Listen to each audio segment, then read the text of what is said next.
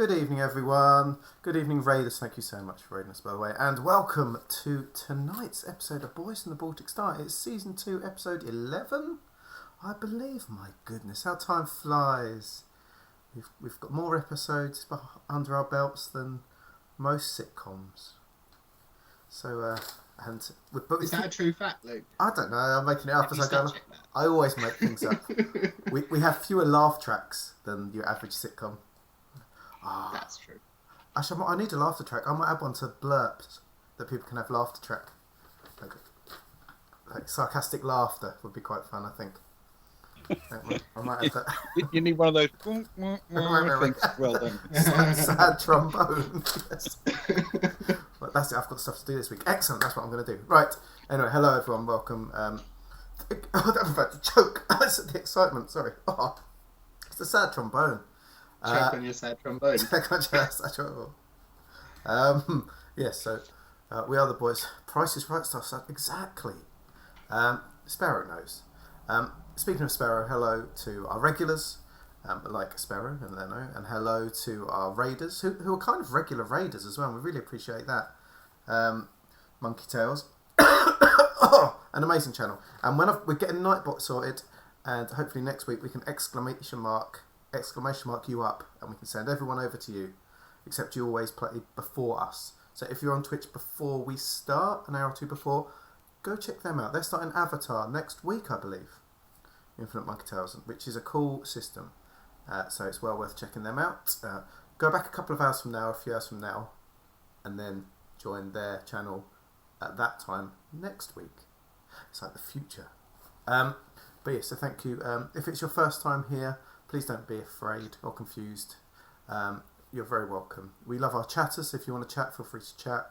We love our lurkers, so please feel free to lurk. We love you both equally. If you want to pop in for 2-3 minutes, that's absolutely fine. You're here for hours, that's wonderful too. You know, do what you want to do. We're all about consent in this stream, very much so. So one thing we do love is when people spend their points by clicking on the Imperial Sun. There's loads of things to spend them on. People get confused. If anything's confusing, just please ask in the chat. Myself and Ewan, generally the one that isn't role playing at the time, if they're not saying anything for a bit, will generally be checking things out and chatting things in there as well for you guys as well. We're happy to break fourth wall in chat and join things in. There's things like name NPCs and just get us to do some things. I think Clonk has now become, if you choose Clonk, we have to just attack something or hit something or knock something over in the game, whether that's useful or not. And I think Stefan's sneaky masterclass is now that Stefan has to steal something, which is rather wonderful. So can we have some of those, please? That'd be great. It can be anything, however. It can be anything, exactly. Yeah, it might not be useful or valuable. He's already stolen my heart many times, so you can't do that unless you give it back first. Where else are we going? Yeah, so we have a Traveller game, which is a science fiction TTRPG. Traveller is very wide and diverse in what it can be. It can literally be anything that your mind can think of in the entirety of the universe. Think of all the sci-fi tropes that are there, tropes that exist only in your mind. They're not even tropes yet. Think of all that wide array of sci-fi thing, and we basically have brunch and go shopping, and everyone that works in service is called Tim. So we've taken that vast world, and that's what we are. A bunch of mimosa drinking party animals. But you know, everyone's got to have an angle, haven't they? My name is Luke, and I got a new camera today, so it works. So so if I look slightly different, very bright and small, but I'm still here. I play Kara and Sarai. Kara is an artist and a carouser and a trader and a hacker. She's made of glass though, so if combat comes, she hides behind everyone else. Don't hate her for it. She knows her limitations. Sarai is like your female Han Solo, a jack of all trades, bit of grease monkey. Loves mimosas. Mimosas don't love her, and loves sports as well. So she spent a lot of time on her own. So again, don't judge her for that. Two across from me, skipping over this man in the middle for now, is my friend and my comrade and my fellow player, Ewan. How are you doing, Ewan? I'm good, thanks, Luke. I'm good. I'm also never have to talk again because we've got a Nightbot now, so I can just do that and show everybody the characters I play. Oh, No, that's not true. oh, Stefan, streetwise space rogue, once again, who is going to be stealing stuff whenever anyone redeems Stefan's sneaky masterclass, and Agnar Arnson, former general, military tactician, and medic. and very floofy. And very fluffy. He loves the sauna. He does love a sauna. The saunas don't love him. Oh, your bathrobe wearer. Oh, we'll get those illicit pictures up, I suppose. Does Hero Forge do bathrobes? Yeah, Stefan's wearing one in one of the stickers we do. with a mug of coffee, a bathrobe and a mug of coffee. What a man! What a man! But there is one person that even Stefan in a bathrobe with a mug of coffee can't compare to. He is the smartest man in any room. His beard is thankfully grown back. He lives. Enjoy it while it lasts. We do. That's the thing.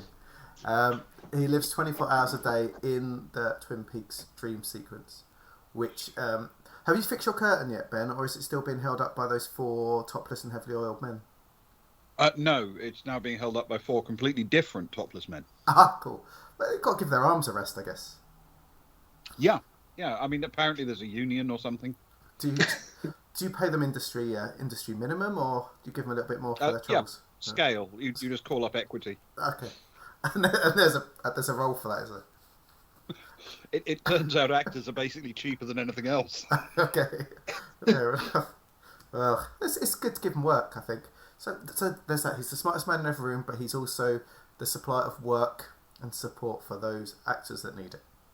And it all goes on their show reel. Exactly.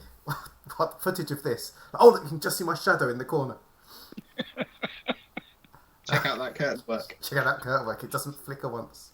It is our referee in Traveller terms, or GM, as it's otherwise known, of course. It is Ben. And how are you, Ben? Not too bad, thank you. Not too bad. Fantastic. You had a magical week, or has it been a so-so experience for you? It's been a mixed week, I think it's fair to say. But this is now my favourite part of it. So here we go. He only says it because everyone always says nice things about him. It makes him all happy and bubbly. It's a joy to see. It's true. People do make the mistake of saying nice things about me. Usually only once, though, because then they realise that it doesn't end well. He gets all flustered, everyone, so don't do it. He forgets what he's talking about. So speaking about knowing what you're talking about, what's going on? What's going on, Ben? Where are we? Ah, yes, some form of cunning introduction. So, in theory, our band of heroes are on the barren world of Dilub Rou to help a friend, Tilon Rak, claim actual possession of his own property.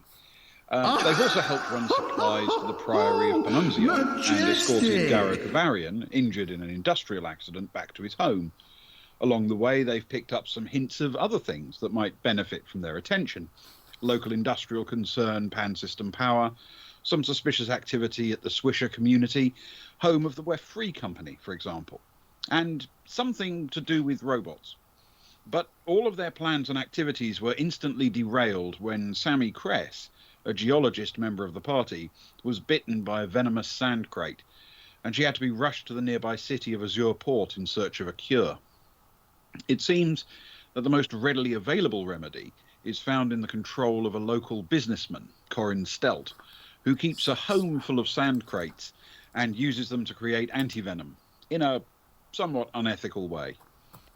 People sometimes get addicted to the venom once it's lost its potency, and they, after carefully building their resistance to the more lethal properties of the deadly poison, can be farmed to make the medicine Sammy needs. In theory, this might be all well and good, but witnessing the process being applied to a young woman called Suda has been an uncomfortable experience for our travellers. They return to their hotel in the main domes of Azure Port to wait until the antivenom has matured in its host, which will be early the following morning. And that is where we resume the story. Before we do, Ben, I believe you have to resplend. Yes. Oh, do I? He always, I can do he that. always does. For us all. Oh, first off, please do. Oh, look at that resplendent. There you go. Glorious. So I'm sure. So we haven't had the call from Sudix. We know it's going to be in the morning, but the toxin is probably in the Suda stream by now.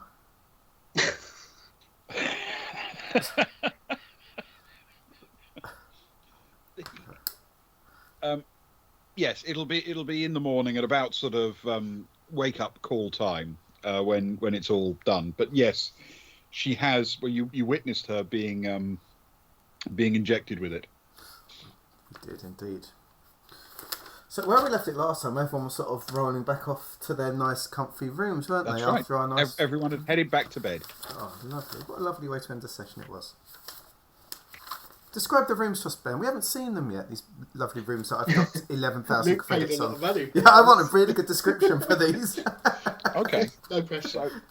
I want my So money's if worth. you remember, you ordered suites on the top floor of the Cadence Hotel. Okay, 3 of them. Which are the most luxurious and oldest of the building portions. That entire floor is given over to occupation suites. Each of them have their own private entrance, and at least within the hotel, each of them have their own private lift, which run up through the sort of decks of the hotel up towards the dome. The arrangements are such that the outsides of the rooms all face the dome itself, but they are designed so that the inside of the room faces overlooking the hole that runs through the center of the hotel all the way down to the lake and the gardens. So on the outside you have a dome, which blue tinted. It doesn't give you much to look at other than some nice bright light most of the time during the day.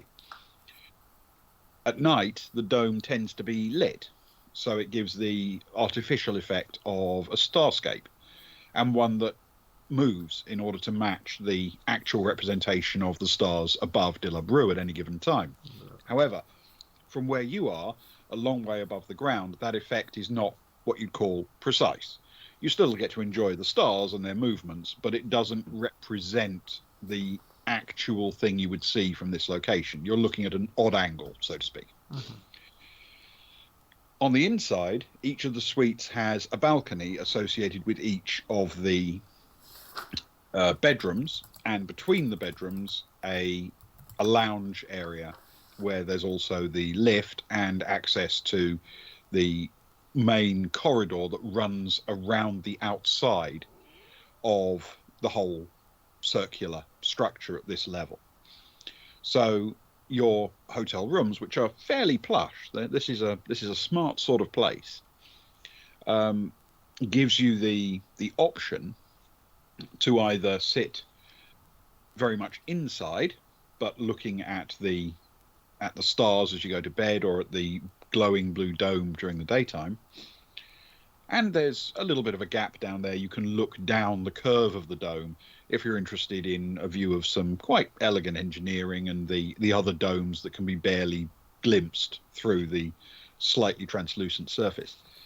On the inside, you have French doors leading out onto a balcony that overlooks that hole straight down over the lake where you had your final brunch last night. Nice.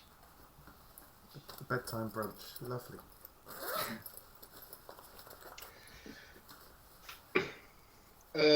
Stefan alone to get up reasonably early, I think. Put on his bathrobe, grab a mug of coffee, and head out to overlooking the hole running down the centre of the hotel, and just people watch for a little while he's waiting for everyone else to get up. Okay. The way it's arranged is that though the hole up here is not particularly huge, it's quite large given the size of the deck area for the whole floor. Each floor going down is considerably larger than the one above it, but the hole is also marginally larger all the way down, which means that if you peer over the edge, if you looked straight down, you wouldn't see the decks of the people immediately below you. On the other side, of course, and around the edges, you can see it. But because they're slightly lent away from you all the way down, it gives quite a pleasing sense of space. Yeah, I imagine it might be a little bit off-putting at first. You know, that kind of dropping away from you. But then also just having a sheer drop straight down. Yeah, I mean, if you are prone to a little bit of acrophobia, it might turn out to be best to stay a little way back from the railing, shall we say? Yeah, he'll hang out there for a little bit and wait for everyone else to surface, as I say. Excellent.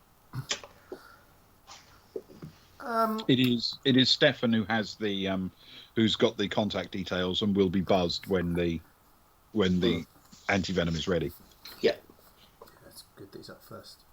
I guess Sarai will actually awake next. She's in the same suite. I would imagine she stirred a little bit at the sound of Stefan starting to pad around a little bit, and the clinking of the coffee mug, the rustling of the dressing robe. You know, just the boiling kettle. Yeah. How quiet the kettle's in the feature bed. It's just very quiet, but very loud whistles at the end.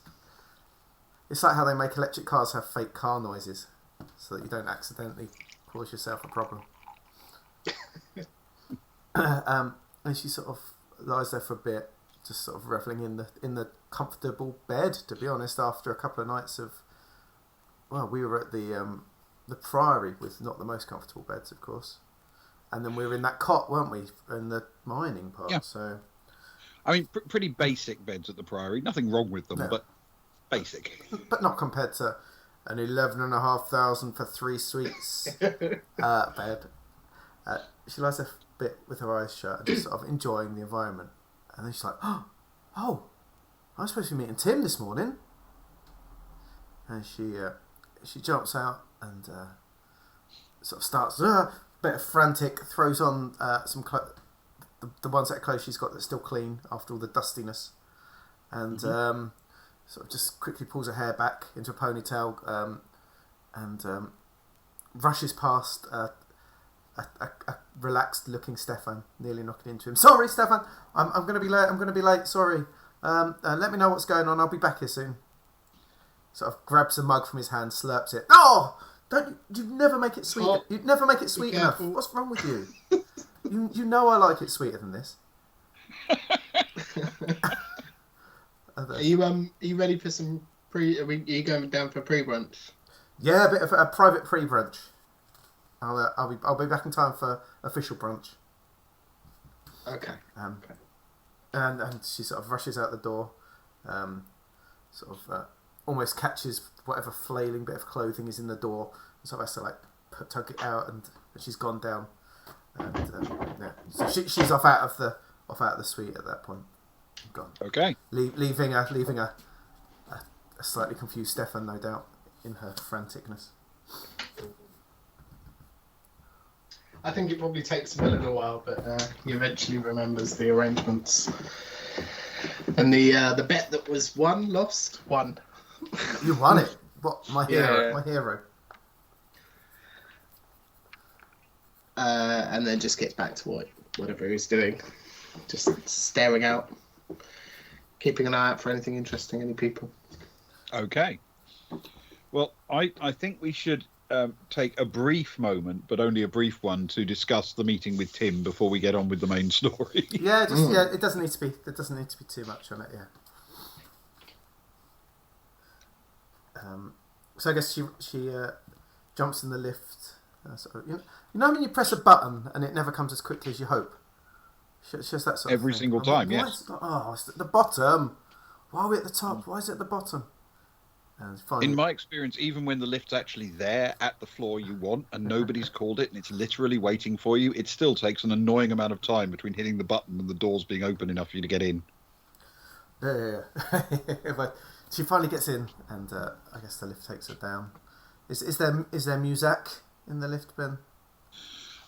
There isn't actually. Oh. No, the as is not uncommon on worlds like Dilub Rou, which are very barren. What you find in places like this is the sounds of wildlife mainly, and placed over things like breaking waves. Oh, lovely. Nice. It's rather soothing. If someone was in a soothed mood, it would be perfect. But Sarah's already running late and she's a bit stressed, so it just winds her up a little We bit. are rapidly becoming the lift channel, aren't we? Oh, it was like Locker Sim all over again. Yes. As she gets down, can she I'm guessing it's a hotel that will have things like flowers or sticks or pebbles as decorations. Is there, Ben? Is there something she can grab, like a bunch of flowers or a bunch of sticks or a pretty stone or something? You could certainly do that. You'd have to stop on the way down because the entrance lobby for the hotel isn't on the ground floor. Okay, well, I'll stop on the way down then, please, for the entrance lobby. Okay.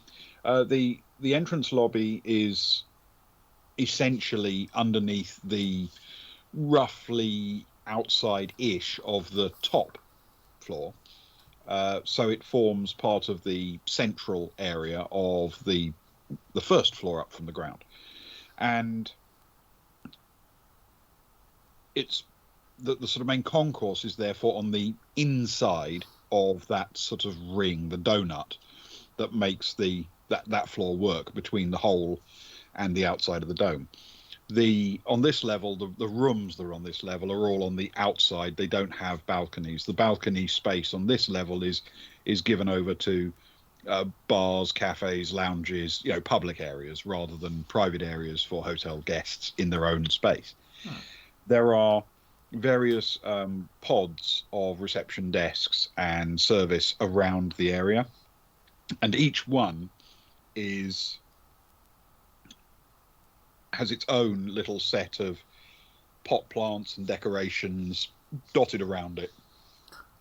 Are there any pods that aren't staffed at this moment? At this early hour?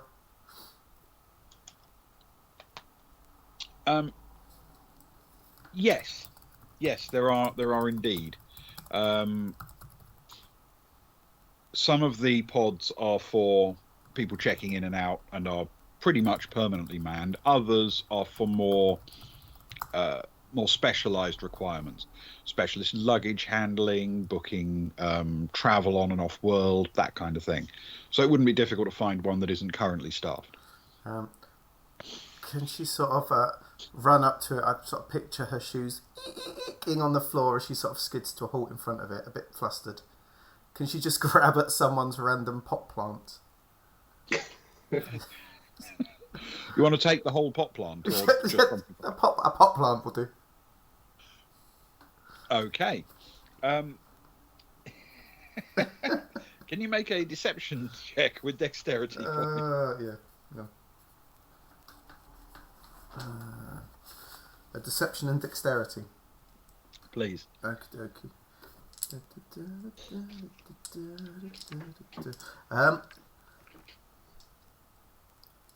Rather than deception, and as always, for people that have not watched us play Traveller before, you can there's a certain amount of dealing that can be done with the referee, especially with Ben, if it makes sense. But he'll let us know very quickly if that's not going to happen. And his word is indeed law, of course. But it's just because you can approach things in many different ways, can't you, Ben? Of course. Yeah. Yeah. She's not trying to be deceptive.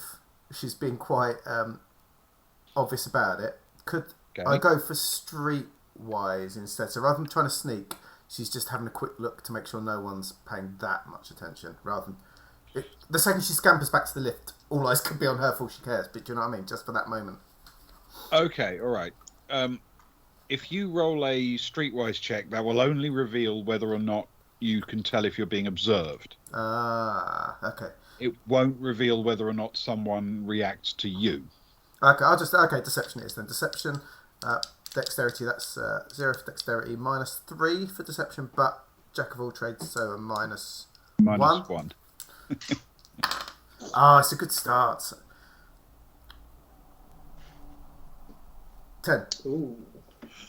10 total. Yes. Okay.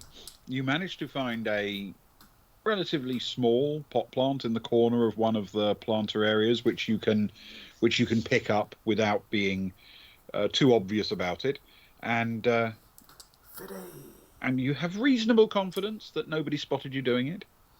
Excellent. That jack of all trades on that roll was a good one. The jack of all trades, yes, because I would have Sorry, struggled I otherwise. I had to jump in to say that. That was key. Jack of all trades really helps her. Soraya's, she's got, because I remember looking at it a while back, she's got the least skills and her characteristics are the lowest. But the jack of all trades makes up for a lot of things, doesn't it? So it gives her a lot of flexibility, certainly. It's almost like she's a jack of all trades. it's like a jack of all trades.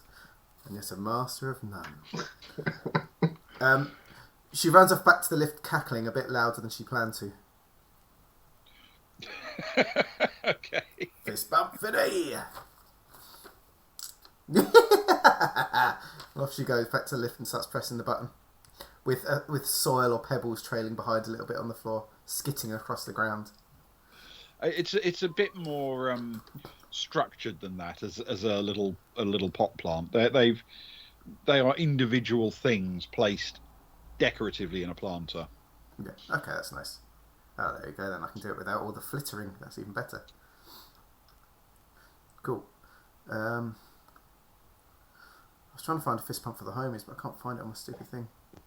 Is that it? Yes! Oh!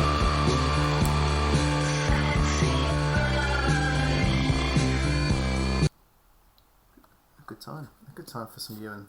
Just in the peak romance hour. Oh yes, for those that are watching for the first time that are confused, we're a non-thirst, non-stan channel, except Ewan. we stan Ewan. I didn't write that many fids. I wrote not very useful ones. Well, I say that. I wrote some very useful ones. I did this one. This one's good. See? Brunch. Everyone needs to know about brunch. It's true. Yes. It's true. So as she runs across and presses it, and I guess she gets into the lift and turns around. Has anyone witnessed her crime most horrid?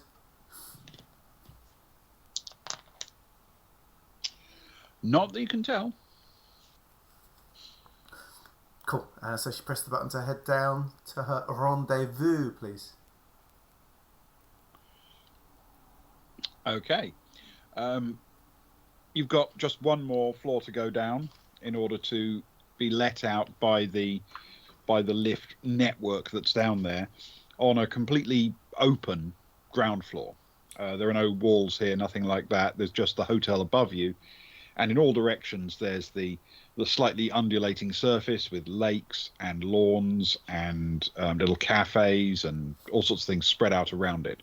This is a place for entertainment, for exercise. There are bits that are clearly practically set aside, so you could have a bit of music there or a film project or something like that,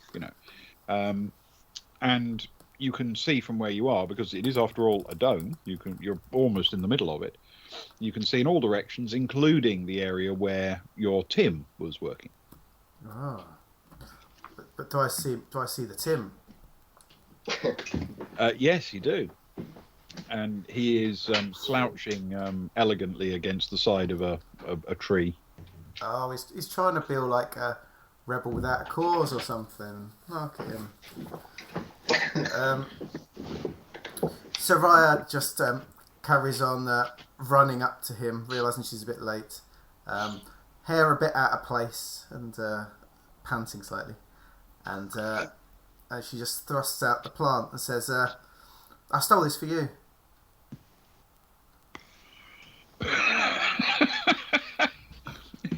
He looks at her, looks down at it, and it's like, "Thank you."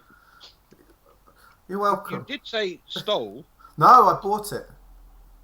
Oh, you bought it. Now, why did you think I said stole? What's Tim? Are you revealing your dark side, Tim? I didn't mean to. Sorry, I must have misheard. That's okay. No, the deal is you've got to carry this with you the whole time now, otherwise you'll make me feel bad. Okay? Aren't you going swimming? Yes.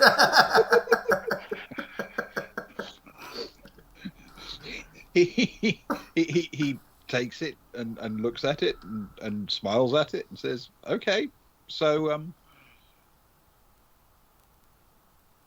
where in particular would you like to swim, or just leave it up to me?" Well, leave it up to you. I'm sure you'll pick a perfect space for you, myself, and Ignatius the plant to swim. I'll show you where I usually go. Fantastic. And he sets off with you as he wanders round various of the paths. They're not exactly straight lines. They're cut to curve around various lakes and other features. And he sets off on this trip around the edge of various things, and after a little while it takes you round sort of the back of a little grove of trees, and there you get to see a little bit of the more functional, though still nicely laid out, parts of the whole arrangement. You know, how they make it produce a steady flow of water, for example. And they've done this in part by having a fairly substantial pump and a waterfall, which plunges into a pool that they haven't spent as much time landscaping. It's basically circular. But the routes out of that pool help to drive a gentle current throughout the water system in the ground of the dome.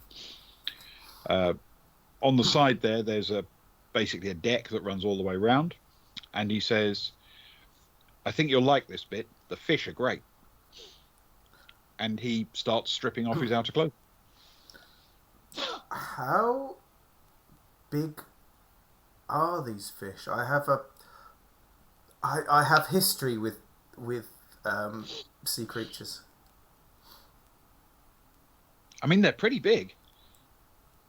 They're not the size of a spaceship, though, are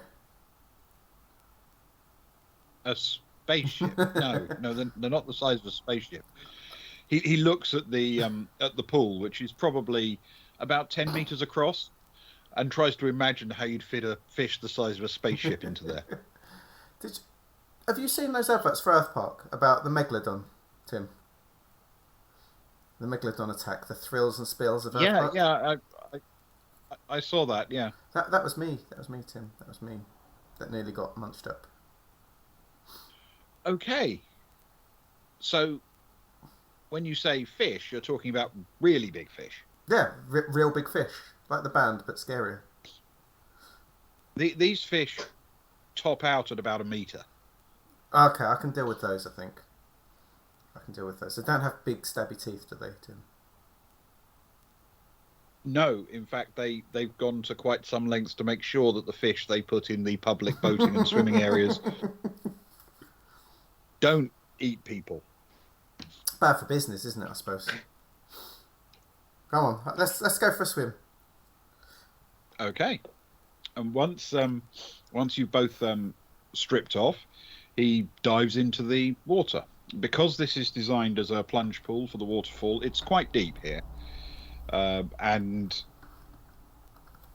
entering the water, you do discover that because of the aeration caused by the waterfall, and because the waterfall itself produces effects that are, pleasant for a fish to lurk under, he's right. There are indeed some fairly substantial fish, some very small, just a few inches in length, and some up to 3 or 4 feet. Oh.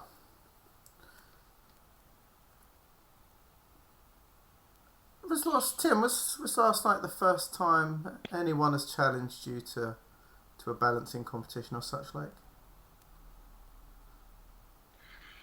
I can confidently say that it is, yes. You must have come across all kinds of people in your work here, from all around the Imperium, I suppose. Yes, that does happen. We get quite a mixed crowd here, but they are usually the wealthier end if they can stay at the cadence. That is true, I guess. What are wealthy people normally doing at Azurport?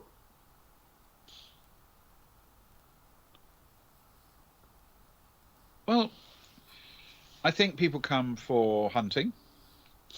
I think people come for business.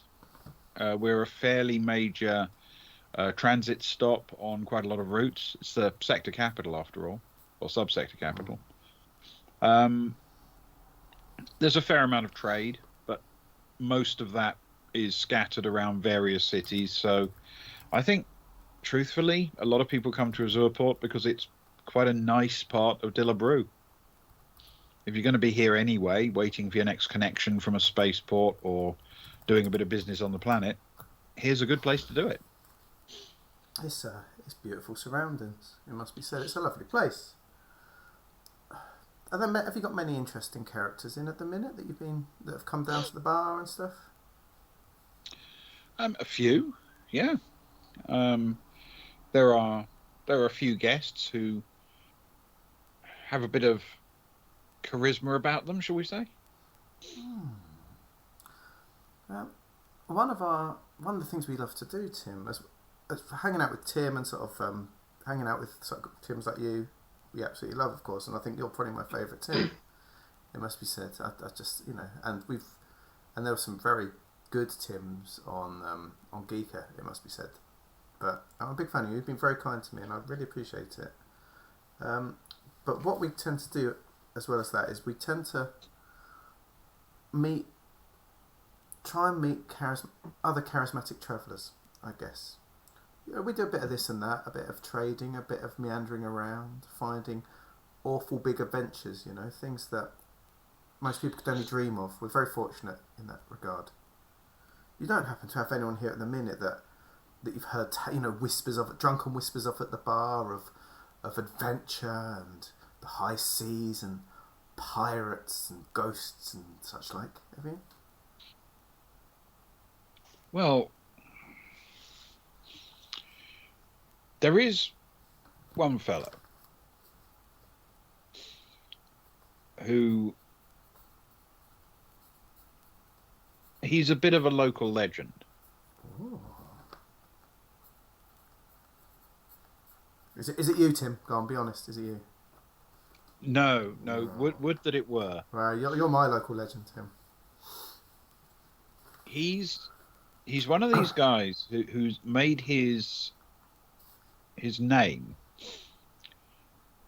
going into areas of deep space after salvage or abandoned ships, old abandoned space stations around now uninhabited worlds.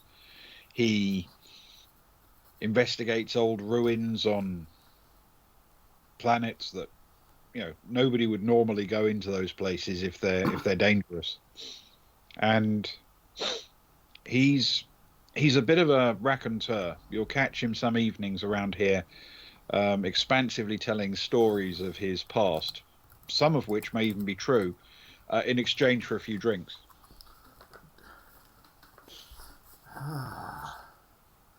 He does sound interesting. Is he down most evenings, Tim? Well, I can't promise anything, of course, but he was down 2 nights ago. He may well be down tonight. I don't know. Do you have a first name or a surname for him?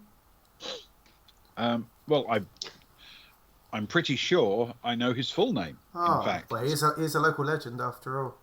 He is a local legend. Well, we just call him Mr. Needer. Mr. How are we spelling Needer? Needer. Needer. He's, of course, Tim, the second biggest local legend around here, isn't he? You've got to start picking yourself up, Tim. You're worth more than I think you believe. But his first name is Otto. Otto Nieder. It's a strong name. Strong name, Tim. Strong name. So it'd be lovely to come down and maybe chat with him and spend more time at the bar. Do you work most nights here, Tim? Yes, and much of the day as well. Oh, fantastic. Make sure they're giving you your correct break times. Otherwise, I'll have words with them. They do give you your correct legal break times, don't they, Tim? Well, sure, but that's just how jobs work, surely. Not all, you'd be surprised. Not all jobs, especially in bar work and sort of restaurant work. I'm glad you are. That's fantastic. Oh yeah, it'd be great to meet the second local legend. Anyway, enough of that. Let's. It's a lovely pool. Let's enjoy a rest of a swim together before you've got to start. You're being a wonderful host, Tim. Well, thank you. And I'm happy for that. So unless you got any more, Ben, I'm happy for that to fade out away from. No, that's absolutely fine. We will leave the pair of you paddling around happily in the fish-filled pond. The three of us, please. Don't forget Ignatius. I should not forget Ignatius. You're quite right. Who doesn't swim as well as the other two of you. Oh, sadly, he needs to practice. Yes. Okay. So it is at some point during this process when Stefan's communicator buzzes, and perhaps unsurprisingly, the indication comes up that Corin Stelt is calling. Hello? Hello. I have some good news. Suda is nice and ripe. Good to go. Okay, perfect. So if we... I think I discussed with my colleagues last night. It's a little bit hazy, but if we head over to you and pick her up and bring her back to the patient victim. Sure, that's fine. As long as you've got a med tech who can actually handle the process. Yeah, I'm pretty sure we have. If we haven't, you'll get a call back pretty sharpish. But thanks. We'll be over shortly, I'd imagine. Excellent. See you soon. See you soon. And then he puts his coffee down somewhere, wherever the first place he can find, and runs back inside and throws off his dressing gown and starts getting his clothes back on and calling up the others, I suppose. Kara, he'll call up Kara first, I guess. She went with him, didn't she? Yes. It's him and Kara and Zoe. And Zoe, so he'll call Kara and he'll say, he'll call Kara if she's awake. Yeah.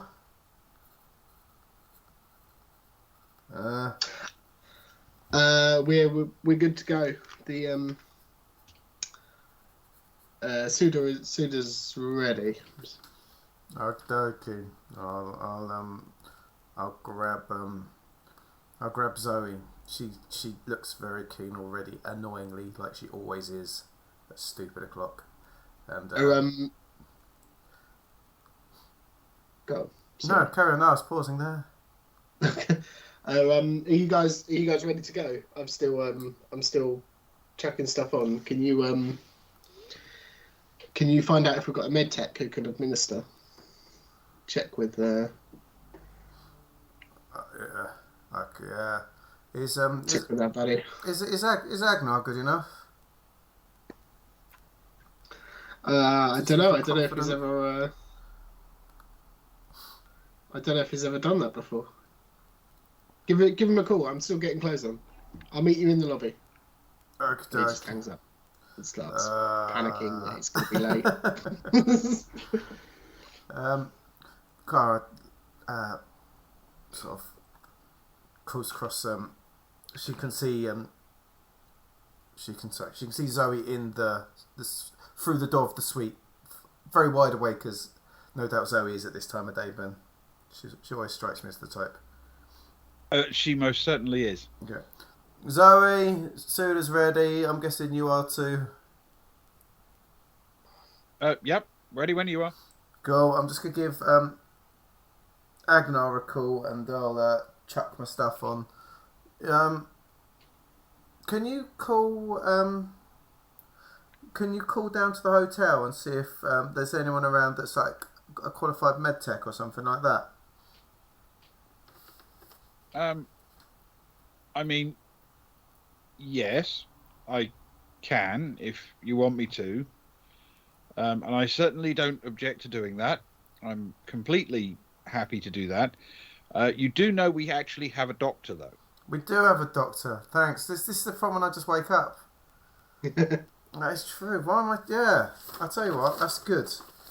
I will do that first. You take your hand off that phone. You're far too enthusiastic. And I'll make a call and I'll get back to you. Thanks, Zoe.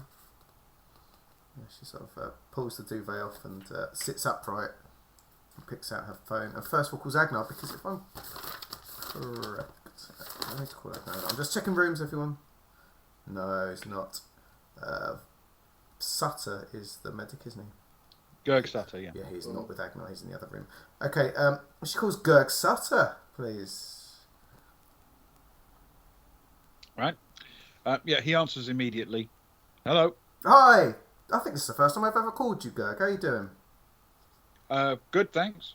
Fantastic. How do you feel about jabbing a cure into our girl Sammy today? Looking forward to it. She's gonna need it soon. Well, luckily we're getting it soon. We're just about to head out now. So prep yourself, I guess. Prep Sammy. I'll give you a buzz when we're on the way back and sort of give you an ETA. And, Excellent. Let's get her back on her feet again, yeah? Yeah, timing matters now. Cool. So she hangs up, and with timing mattering, she throws on her clothes a bit quicker than she normally would. Chugs down something caffeinated. Grabs a quick handful of nuts on her way out the door. And yeah, she goes across the landing, I guess, around the thingy to bang on Stefan's door. Okay. All right.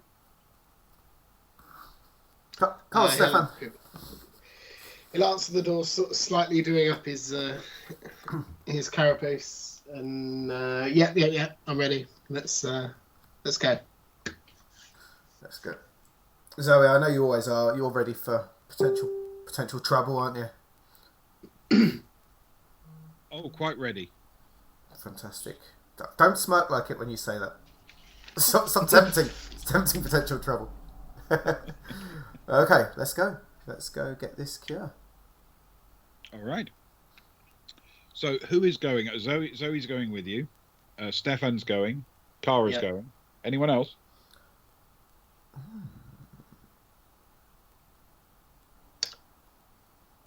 Do you want to take anyone else here?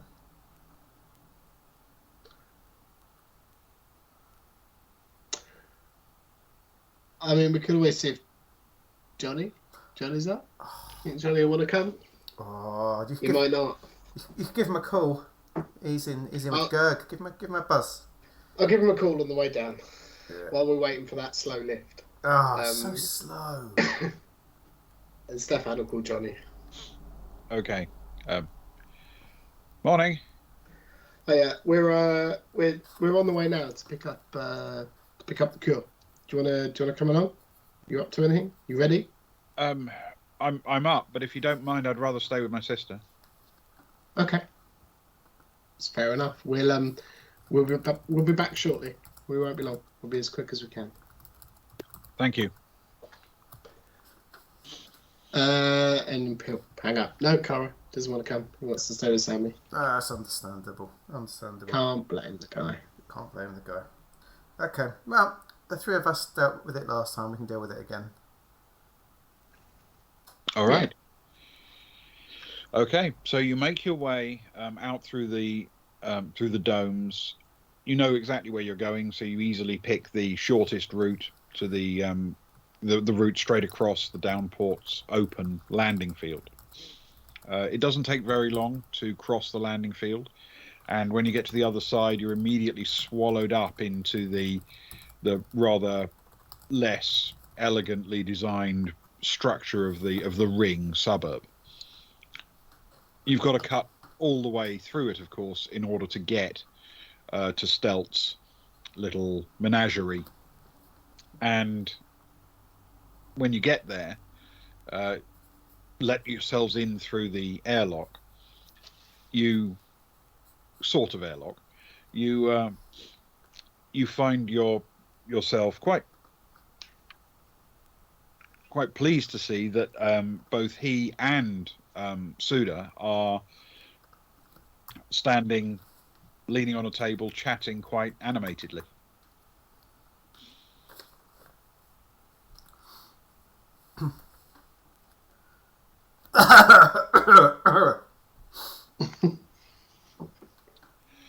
Welcome. Come in. Suda is fully awake and ready to go. There's just the matter of the money, of course. Do you tend to go for all now, or half now and half when we bring back Suda? I have met all of my obligations under the deal. I am standing with the cure right here, and you can take her with you. Oh, I can see Robert right there. Well, a deal's a deal, isn't that right, Stefan? Yeah. What can I say? It certainly is. And Stefan will pull out a credit chip and he'll hand it over. Okay, I take it that does contain the full 30k? Of course it does, Ben. Excellent. I'm going to take that out of the Baltic Inc. account for now. Are you sure? Yeah, man. We've got money. If we need something for something else, we can always put money into it. He takes it and, with a practiced eye, glances down to make sure it's the right amount, and then beams at you expansively. Thank you. She's all yours. He sort of taps Suda on the shoulder and wanders off to busy around his own business. Not that he has any other customers at the moment. Just as he's wandering off, Stefan, I'll just say, anything in particular our medics need to know? Is it the usual procedure? Good point. I'm sure Suda can talk you through it, but just so you know, essentially what you need is a blood transfusion. So you need to suck out about a litre or so of your friend's blood, replace it with a litre of Suda's. And that's your lot. No. I mean, I have no idea what I'm doing. There's nothing else. No technical requirements. Nothing else to do. It's very old-fashioned medicine, really. Her blood is the same blood type, and she's even got the same tissue markers matched. You're absolutely fine with crossing over. Just take the blood of this drug-addicted stranger and pour it into your friend. Perfect. Thanks, I suppose. Should we go, Karen? Yeah, let's go. After you, Suda. We'll hold open the door. Okay. Suda nods and sets off with you to set out. And once outside, of course, she looks curiously at you because she doesn't know which direction you're going at this point.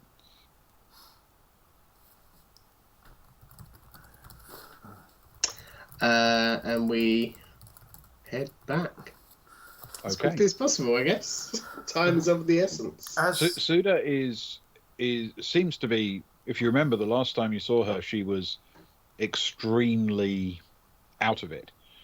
Now she seems to be thoroughly alert and completely on board. She's walking briskly.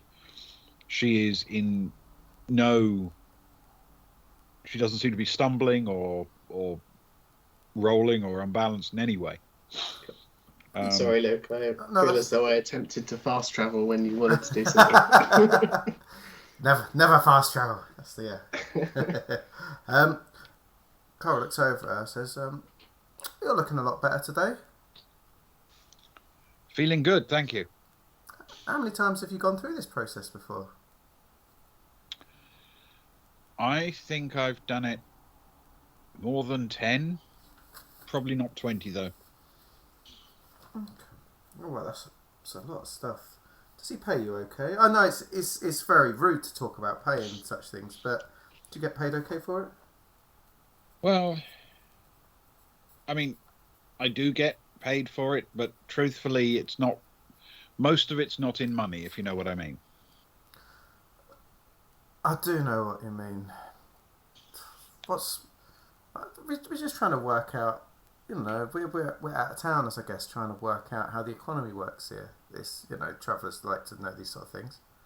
How much? We know how much we paid him, I guess. How much of that do you get? That's up for negotiation, but based on past experience, I'll probably see about 5,000 in cash and some more in venom. Would you say what would the market rate of that venom be that you might see? I'm sorry, it's so many questions, and we are total strangers. Well, it's hard to put a single price on it because a lot of the stuff that's sold around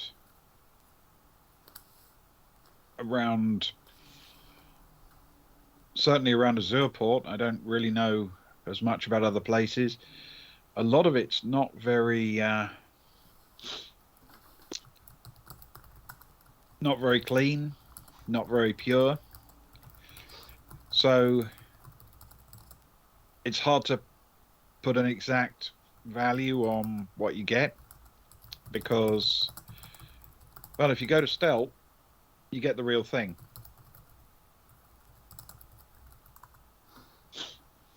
So a lot of the money you're getting off him, you're just reinvesting into his pocket anyway. Pretty much, but he does to an extent take care of me. I get. He makes sure I have a roof over my head when I need one, and I don't go hungry. Is this what you imagine life to be, Suda? Did you have any hopes and dreams as a young girl? Oh, sure. When I was a young girl, I wanted to be a drug-addled loser. Well, we all do, but, we grow up, Suda, generally. What did you want to be? My original dream was to be a pilot. Oh, man. It's strange to me, because we've got this... No, sorry, can't help you. Yeah, that space has already been filled, sorry. We've got this girl. I know you're sort of all for the business and stuff, and you want to get back, but we've got a girl there that's she's younger than you, and she's our pilot. She's amazing. She's like a revelation. Do you know what I mean? She can land like a landing craft, or a zero G, a small craft on a credit chip.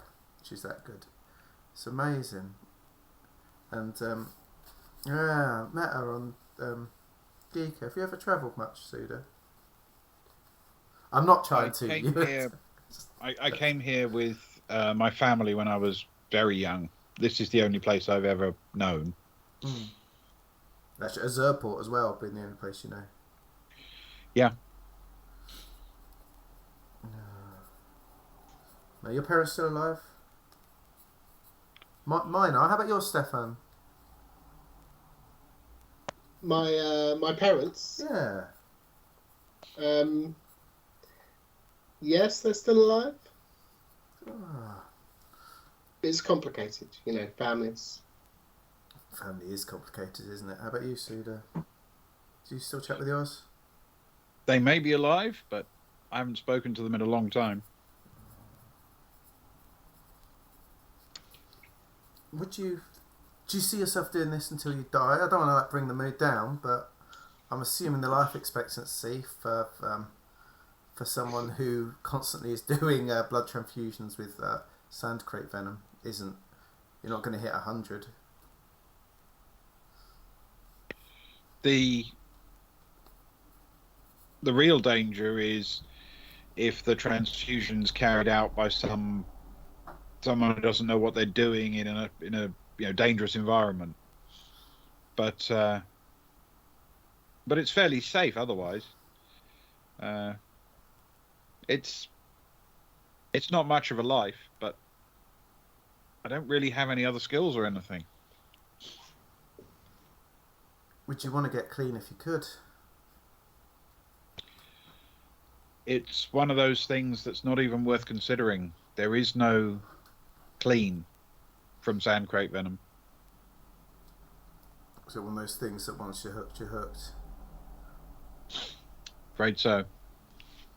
Do you know anyone that used to work for him and got clean and left? It depends on what you mean by left.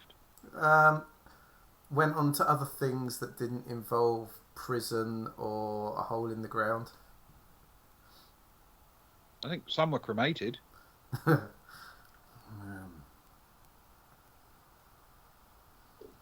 Does he treat you okay? Taking all this aside, I guess, because we all know what he gets out of this. Does he treat you okay? Otherwise,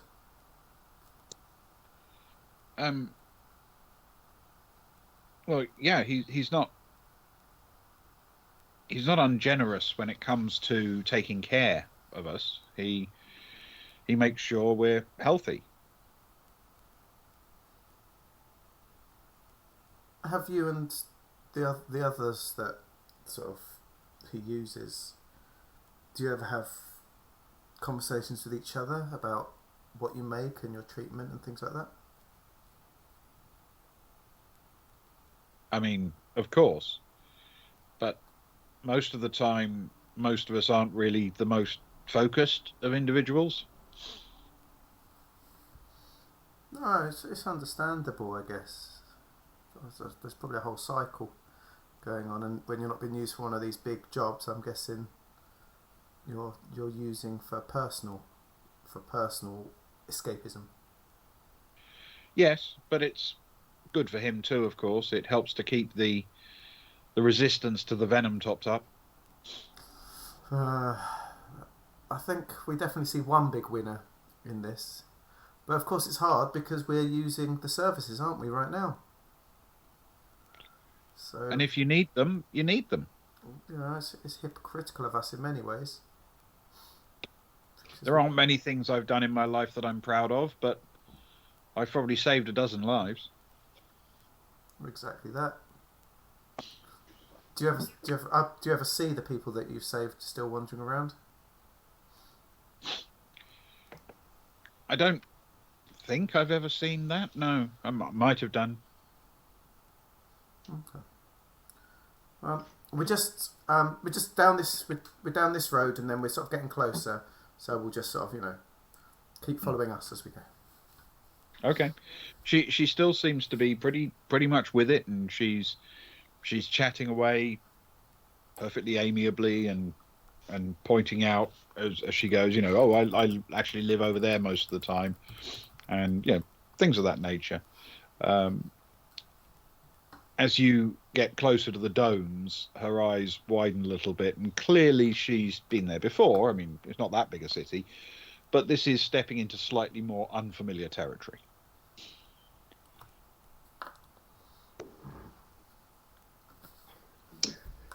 Stefan, as they walk, Stefan will sort of be I guess, nervously sending updates to Sutter like every minute. Like with a guesstimate of how far away they are. We're 5 minutes away, 4 minutes away. Just counting down. Have you let Sutton know exactly what he's got to do when she gets there? I imagine he would have reeled that off in the first message. Yes. Okay, because he will be gently nudging. Do you know exactly what I'm doing here? So you cut with Suda through the sort of downside areas of the domes and then the hotel, and get her to a lift and straight up to the suite.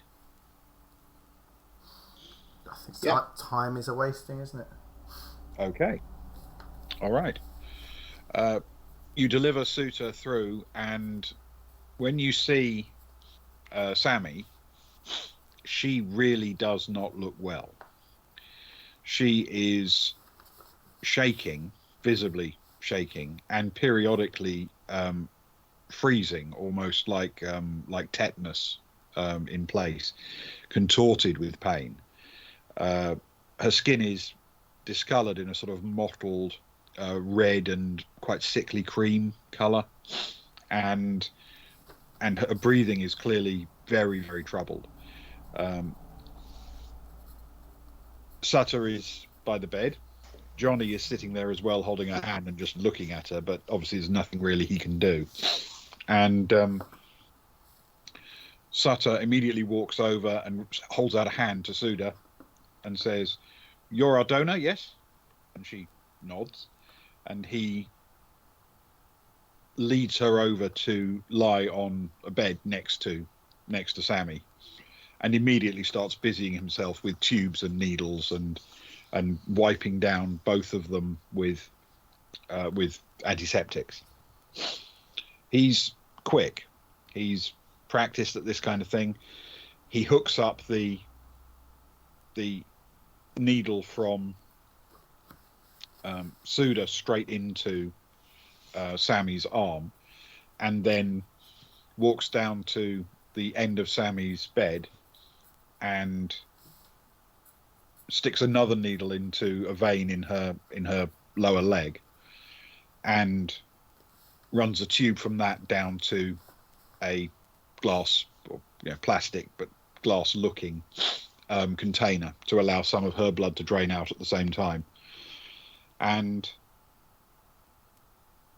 walks back over to monitor what's going on. Immediately blood starts coming out of Sammy. Blood is also draining through the tube between the two in the beds, and he is carefully sort of massaging the muscles of Suda, her arms and her legs, to keep the blood flowing smoothly, and checking it for air bubbles and anything else that he needs to worry about. But it looks like he's familiar with what he's doing. And a med check. Oh, no. Okay. All right. It is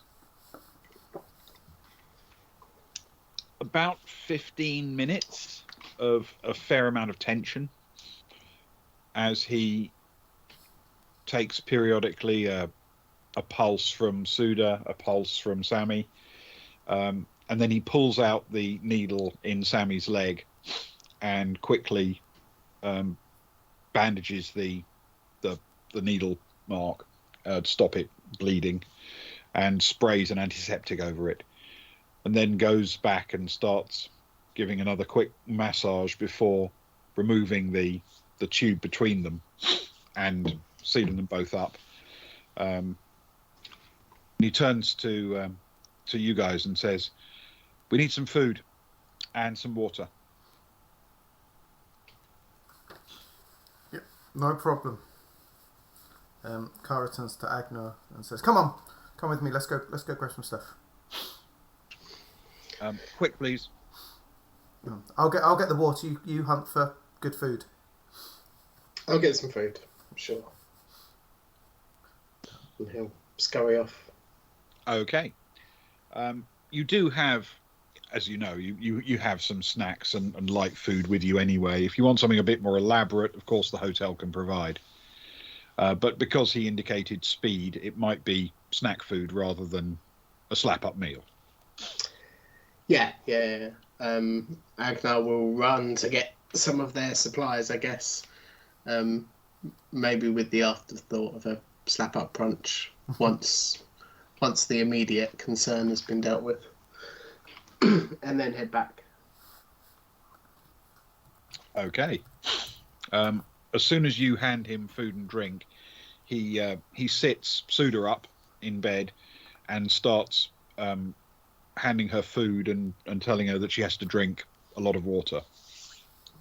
That she's going to be weak for a while and she's going to need a bit of time to recover. And if she needs to sleep, then now's a good time.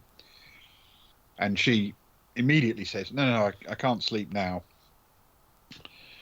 This is the time when everything's clear for me and I can get things done. I've got to go and do things, go and pay my rent and do some shopping and things like that.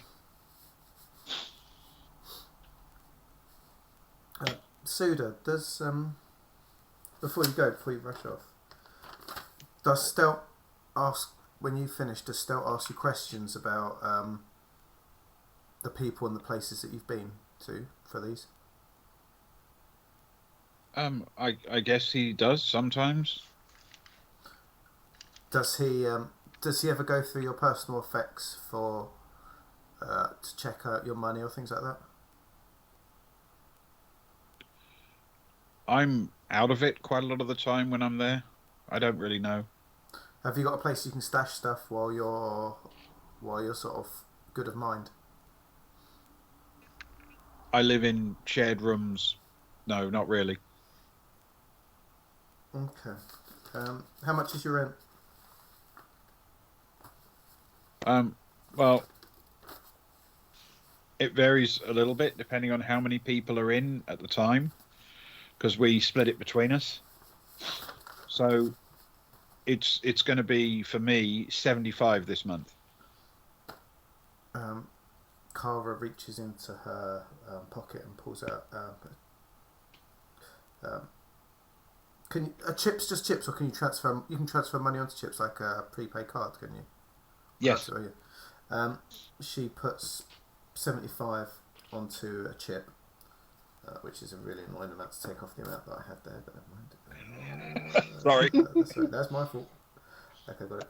And he says that thank you so much. Please at least take this as to pay your rent for this month, or for this, whatever it is, for this cycle. We'd really appreciate it if you didn't tell him the exacts of where we are, the rooms and stuff like that. Ideally, I know that if you're out of it, you might not have that much control, but be vague if that's okay. I'll try. Thank you for trying, and thank you so much for your help. Our friends wouldn't have stood a chance without you. Well, with any luck, she'll recover. Yeah, we certainly hope so. Thank you. She picks herself up and sets off towards the door. There's not the same spring in her step, it has to be said, as there was when she was walking down, but she's still completely lucid, just a bit more physically weak, you might say. Yeah.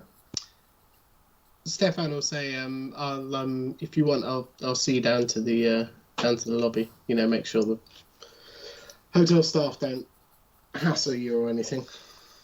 Thank you. I'm sure they won't, but then he'll go down with her." Okay.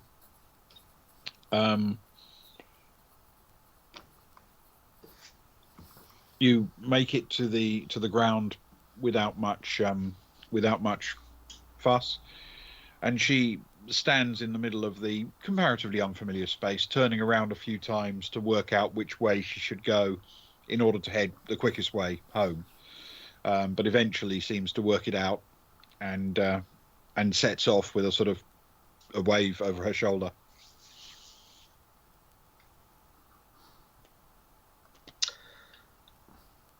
And Stefan will wave her off. And give it a few minutes and then attempt to follow her. Oh, yes. Okay. All right. All right. I'll tell you what. Let's go back up to the room and cover the rest of that scene, and then we'll come back down, okay? Yeah, cool. There's no All right. rush. So back up at the room. I just want to sort of run this bit out first. Right. We need for Sammy to make a roll, don't we? Oh no. A literal survival roll.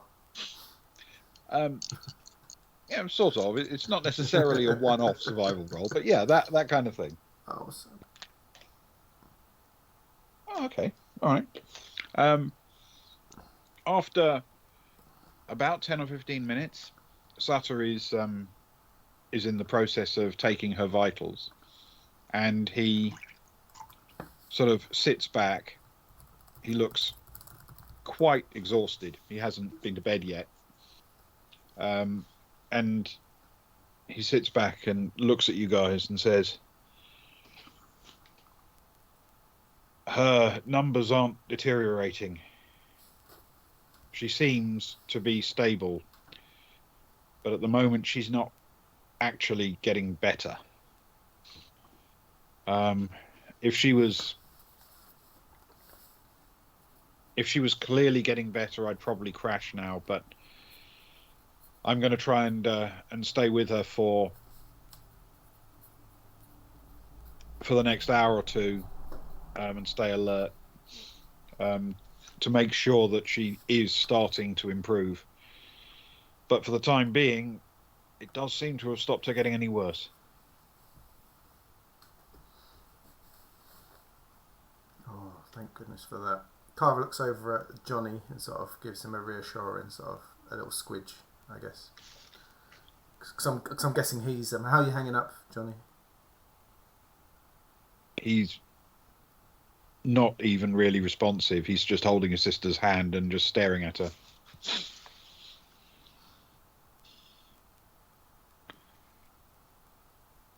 All we can do now is wait for her to make that improvement. But I'm sure that you being here, Johnny's, will help her. Will give her that sort of advantage to pull through, knowing that her brother's here with her. He gives a sort of slight nod, but you're not completely sure he's paying attention. It's hard for him. Sammy is still twitching and shaking and looks in enormous discomfort. So, it's not much fun to watch your sister going through that. No. Agnar will put his hand on Satter's shoulder and just say, I'll hang around too, and if there's anything you need help with or someone to run for, I'll stay out of your way, but I'll lend a hand where I can, as long as there's no other plans. Okay, actually that's quite a good idea. You can in fact literally, in Traveller, lend a hand. Well, you can. So A paw. a paw. A forepaw. A forepaw. So after about 15 minutes, it's time to do another check. Can you please roll a medical with education? Oh no. And the effect will act as a bonus for Sutter's roll. Well, at least it's not solely on me. You do want to do that thing where you try and help someone and you end up killing them, do you, Luke? No, I couldn't think of anything worse than accidentally killing someone while trying to help them. Oh, that's pretty good. Did you say plus education? Plus medical, education, and your roll. I better change the sheet from Stefan because he's got a -1 education. That's an 11 on the dice. Plus 3 medic and 2 education for Agnar. Wow. Oh, well That's a pretty done. good roll. Spez, we will bank that boon in case Agnar needs to make another roll in the coming turns, I guess, if that makes sense. Oh, sorry. I was too That quick. is, 16 total. Oh, Yeah. Agnar! That's +8. Ah. Okay. Oh, legit. How you doing, legit? You okay? It's a Close grey to the hill. others. It's a grey hole. That was a good time to roll a +8. Oh. Well, he's tired, isn't he? He's been up all night. Yeah. I mean, to be fair, Sutter's got some bonuses, so it wasn't disastrous, but it wasn't great.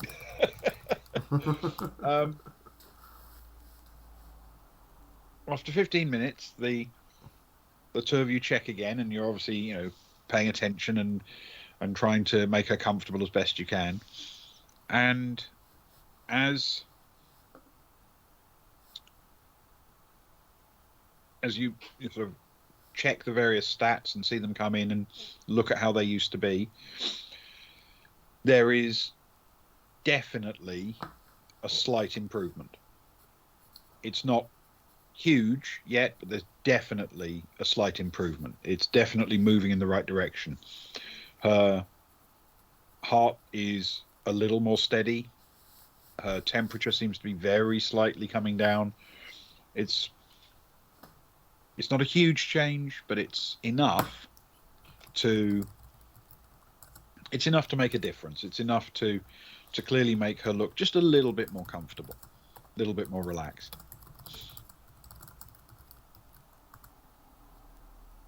Agnar will go over to go up to Johnny, I guess, and put a firm hand on his shoulder and say, "Well, I don't want to. I certainly don't want to speak too soon or get your hopes up, but this is just looking positive." Yeah, thanks. He's actually starting to look just a little bit less panicked and wide-eyed. As you might imagine, he's not necessarily completely aware of the medical terminology, but he can read body language from an exhausted Gurg Sutter, and he can twig that this is slightly better news. Yeah, cool. And Agnar will just hang around there until, especially given the state of Sutter, who obviously knows what he's doing, but is pretty tired. He'll just be on hand for anything else that is needed. Okay.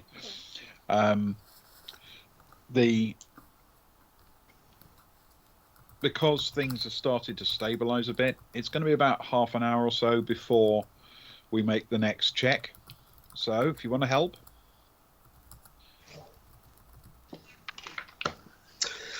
Yeah, I suppose so. And you do have a boon, I think, if you want to use it. Oh yeah, in fact, thank you very much. But I will use that boon now because I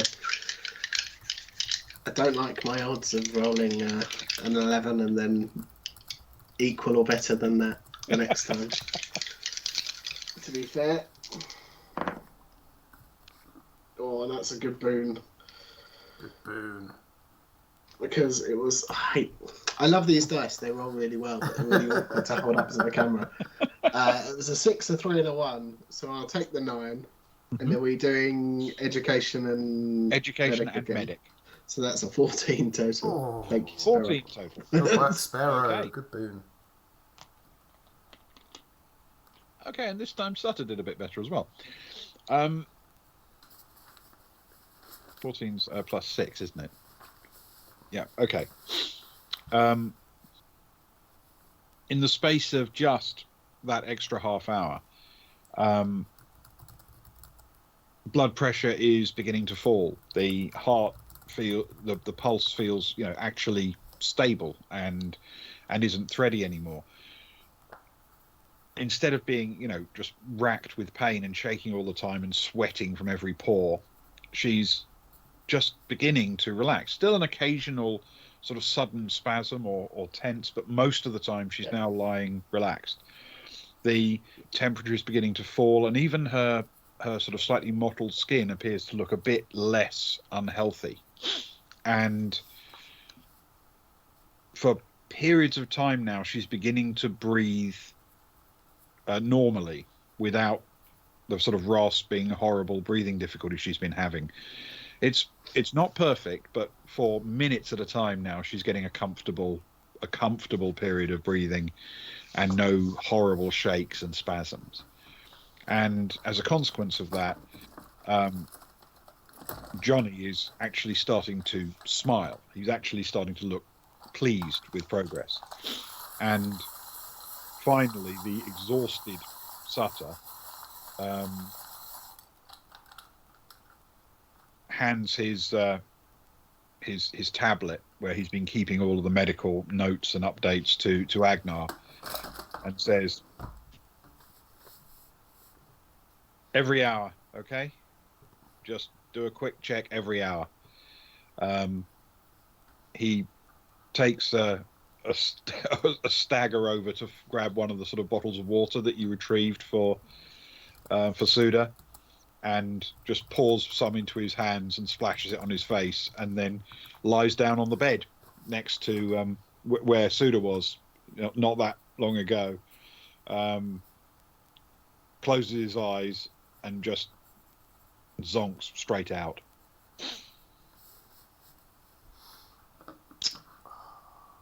Cool, perfect. Agnar will obviously continue to check every hour. Okay. He'll also, I mean, he's not used to much bedside manner, I suppose, being a military medical man, but he'll hand over his equivalent of a medical scanner to Johnny and just say, just keep an eye on these numbers. Let me know if they get to a certain unrealistic number that they're never going to get to. Just to make you, just to take his mind off stuff and make him feel a bit more positive about things, I guess. You do have a good graveside, man. Oh, Thanks, Ben. Oh dear. Yeah. Yeah. And between the two of them, they will keep an eye and keep checks going. Fantastic. Okay. So you can sort of draw a curtain over that. Is there anything else that people want to do for the sort of morning bit that we haven't talked about before we head back to Stefan doing his sneaking around? Trying to think. Soraya will have come back from her morning swim and just sort of resorted herself out. Should have come in, I'd imagine, as the blood transfusion was getting into full swing. She doesn't know. She's very much like I have no idea what I'm doing here. Last time I tried to help medically, I didn't do a very good job. So she'd have lurked and she'd have gone for a bit of, just to try and do a bit of private time, I guess. A bit of quiet time. And Kara will probably be catching up on her. She'll be like, oh, Stefan didn't come back. Oh. So she'd have gone back to her room to actually grab a shower, which she hadn't have got the chance before because we were in a rush, and message Stefan to just say, where you at? You're not come back, man. You alright? And that would have been the last thing either of those two would do at this moment in time. Okay, fair enough. Yeah. All right. Well, I have to say, I think this might be a good time then to take our little break. And then a bit of sneaking. Sounds good. Sounds good. Does sound good. Not knowing exactly how long the sneaking's going to be, you understand? Depends how slowly he sneaks. If he does it in the old cartoon style, which I'm hoping for. Always. It's amazing he doesn't always get spotted. Just do this. It's impossible to be spotted whilst doing that. Exactly, you're basically invisible.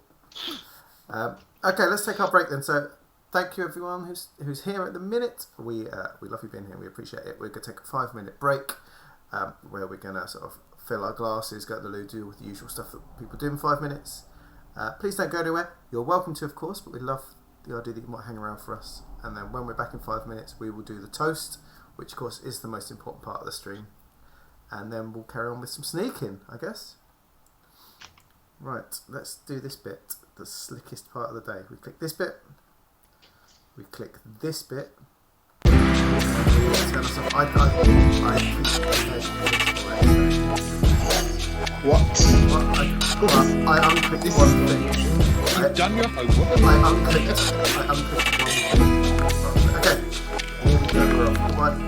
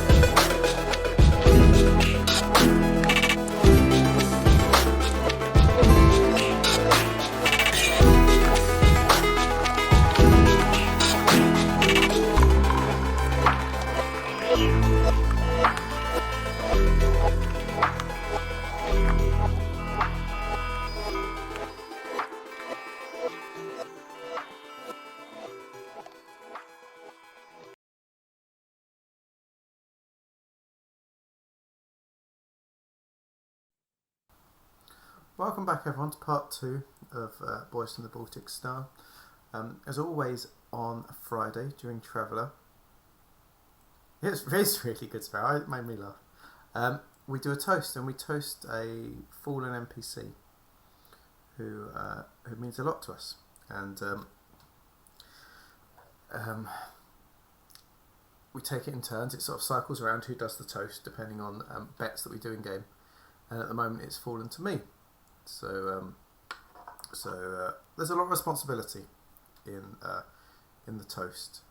And those of you that have been watching the channel for a while have noticed that my beloved channel mates constantly kept upping the bar when it came to toasts. So gone are my good old days of To Grey Hill. There's a lot of pressure now. It's become an art form. But so I've written a poem, and I hope people enjoy this poem. I'd like, as is my new want, I want everyone to have the glasses raised for the entirety. So please, just so you get rid of it quicker, isn't it? Because we'll get fed up of. Please charge your glasses ready for the toast. Come on, we've got to do this properly. If I'm doing it, this is how we're doing it. So please have your glasses. Okay. Okay, right. Here we go. This poem that I've written is called I Want It Best Way. Grey Hill, you are my fire, the one desire. Believe me when I say I want a brandy. But we're 2 tables apart, can't reach your heart when you say I want a brandy. Tell me why, ain't nothing but a whiskey. Tell me why, ain't nothing but a Bacardi. Tell me why, I never want to hear you say I want a brandy. To the late great Grey Hill Best. Grey Hill Best. To Grey Hill Best.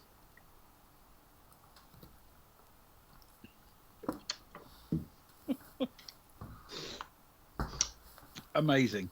I don't know how you came up with that. It took a long time, I tell you. Because I'm a lyricist. A funky lyricist. To Grey Hill, everyone. I'll drink to that. To Grey Hill. To Grey Hill. To Grey Hill. And a beard for Ben. Excellent. I can do this while we talk about Stefan. I can have 20 minutes on beard duty. Oh, it's right in the right place as well. Nice. Okay, bearded. It just popped up exactly right. Okay, Beardy Ben, what's the skinny? Okay. So, Stefan, first of all, I assume you're trying to do this discreetly. Is that right? Yes, he is indeed. Okay. So we'll start with a stealth with Dex, please. Oh, change back. Otherwise, Agnar's going, and that'll end badly. Switch my sheets over. That is a 7 plus 3 is a 10. A 10. Okay. Good. All right. Once again. I think it's fair to say that not only is Suda not really paying that much attention, she's also still a little bit shaky. You're extremely confident that she didn't spot that she was being followed. And even when you're heading out across the completely wide open landing port area, she doesn't seem to pay any attention to what's going on behind her at all. So, provided you stay at a reasonably discreet distance, you will find that there's no danger of being spotted. Yeah.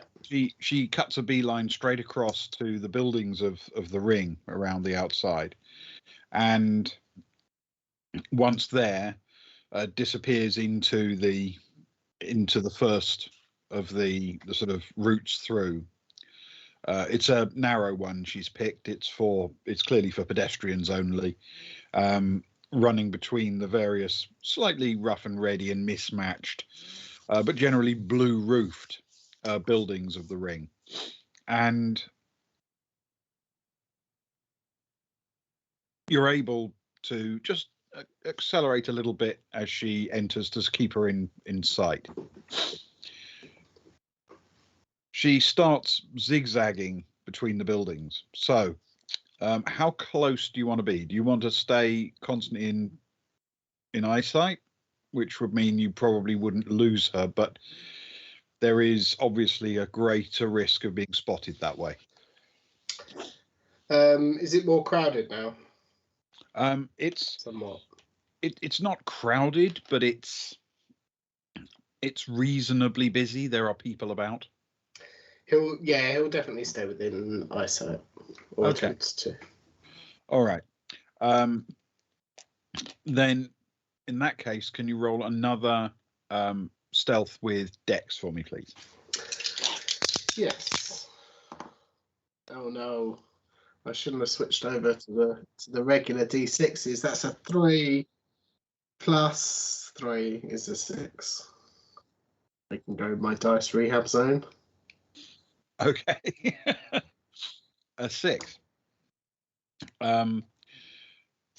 You do manage to keep her in sight, but when she takes a sudden turn down a little alley, she glances around, not particularly suspiciously, just because she glances around as she walks. And you get the feeling she may have spotted you, because she seems to accelerate her pace slightly as she disappears down that little very narrow gap between the buildings. Okay, without a huge grasp of the lay of the land, and in a very quick moment, can Stefan guesstimate a way to which way she's going and to cut her off? Do you know what I mean? The general direction she's been heading. Can I take a parallel road and follow her without being in eye line? I'm going to suggest that if you make a streetwise check with intellect.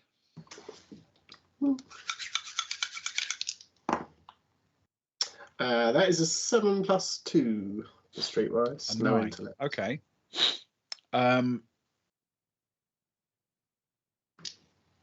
You can't be exactly certain, but it looks as if, based on the route she's taking, she might be heading back to Stelt's cafe. So if you want to sort of accelerate and try and beat her there, if you're right, you can probably do that. You can probably cut her off. He's not so interested in necessarily cutting her off. He just wants to follow for a bit. So he's happy to get there before her, or try to, if that's where she's going. But he'd be more interested in just watching her enter and then watching her leave again without interacting. Okay, fair enough. Finding somewhere around there where he's got a good view on the door. Absolutely. Okay. You know your way to Stelt's place, and he and you make it there. She isn't moving that quickly. She's still not that steady on her feet, and she's taking a fairly roundabout route through the back alleys of the ring. So you do in fact beat her there by some seconds, and you can find a spot where you can observe the door and not be easily seen. Cool. He will do that. All right. Okay. She wanders up and disappears in through the sort of semi-airlock door into the cafe.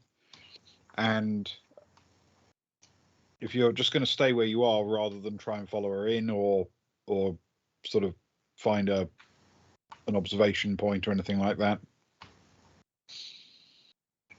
Yeah, he's just gonna stay there. He'll probably at this point, try and look a bit nonchalant and get his communicator out and start tapping away and see a message from Kara.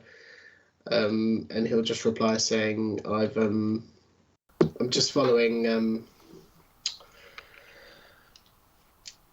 donut. I'll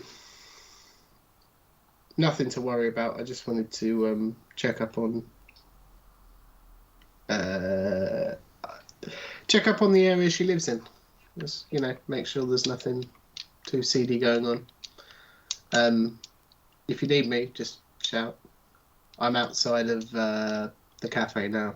She headed straight back there. Okay. All right. Is there a response? Carver will message and say, if at any point you need you want line left open, or you want any backup, just let me know. I'm waiting at the end of my phone. Okay. He'll just say, "Oh yeah, sure. If I need any tech support, I know who to call." She sends a laugh out loud. She sends the red angry emoji face, and then a wink and that roll eye emoji. There you go. Classic. It is classic, yes. So especially by the far future, it's got to be classic by then. Oh yeah, it's amazing they're still using the same emojis. To be honest, it is astounding. It's just instead of just the different coloured emojis now, you get the Varga and the Aslan as well. She's going to send the angry red-faced Aslan emoji. Aslan emoji. Right. The angry Aslan emoji is pretty scary. That is scary. So, she's in there for no more than about 5 minutes, and then she emerges, and this time glances around a little bit more curiously.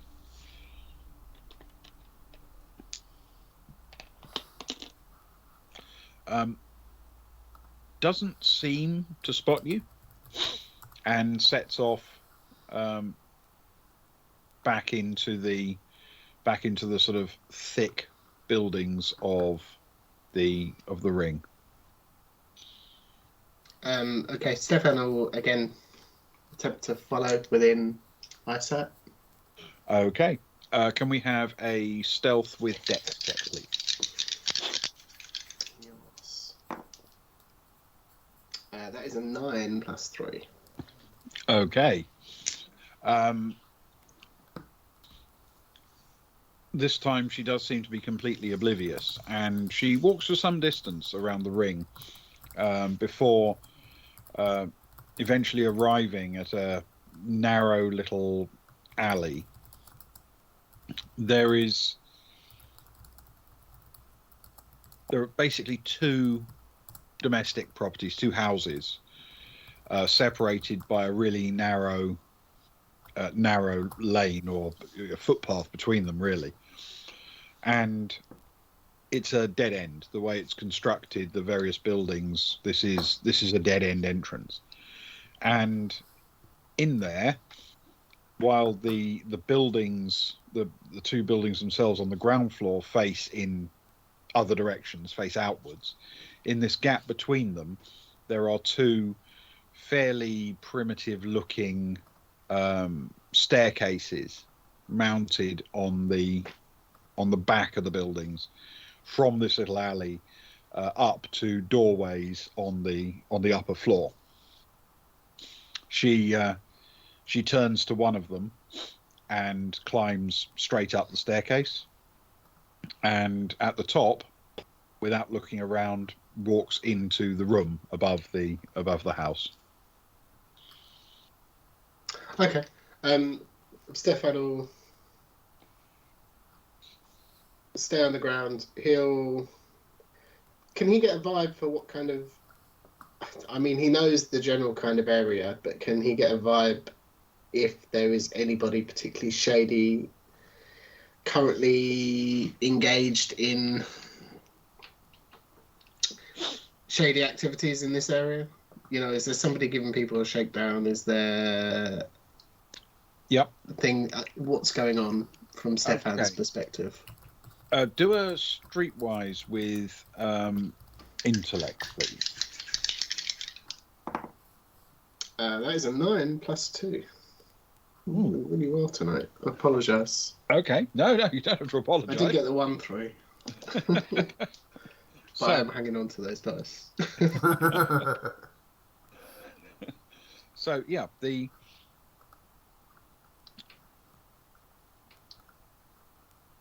you do spot a couple of people hanging around. Most of the people either are just getting about their daily business or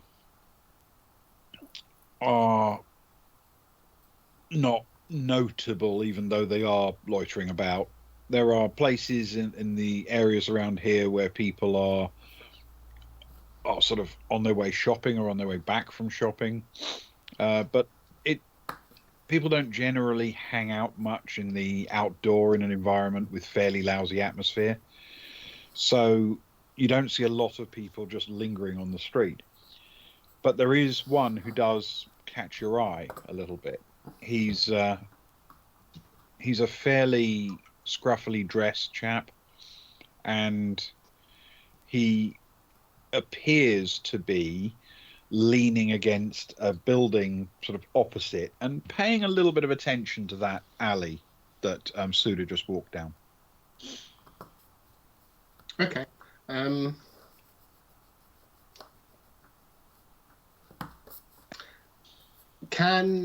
You'll have to tell me whether this is possible on our communicators, Ben, but can Stefan send a ping to Kara to tell her where he is? Just yes. with a quick, not too much hassle. Yeah. He'll do that, and he'll walk up to the guy and say, hey, excuse me, whose area is this? Who runs this place?" Okay. Can you make a persuade check with social, please?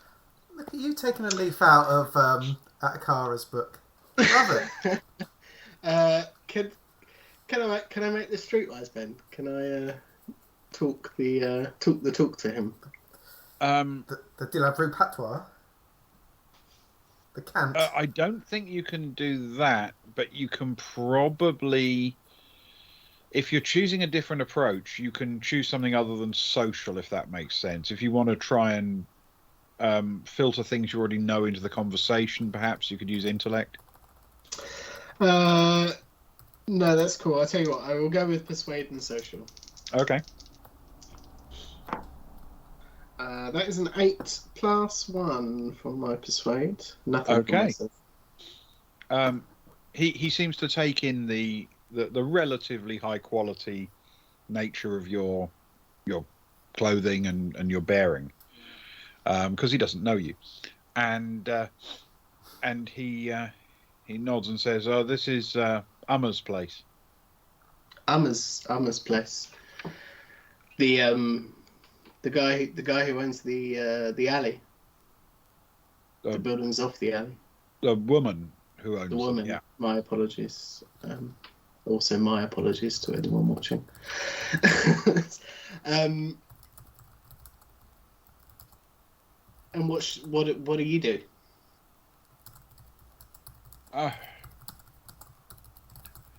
I just keep an eye on things, Keep everyone safe. Sometimes you get a less pleasant clientele around here,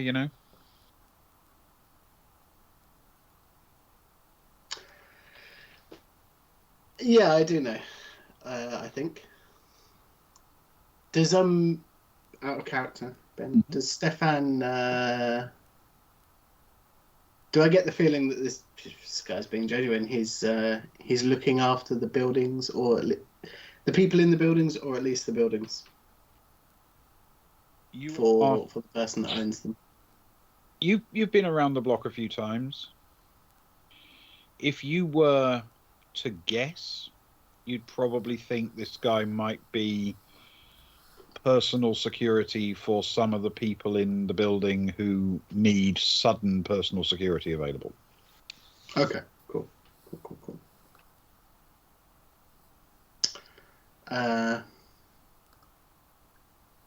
Okay, thanks. Does Emma pay well? I'm looking for some employment. Well, I mean, she's got me.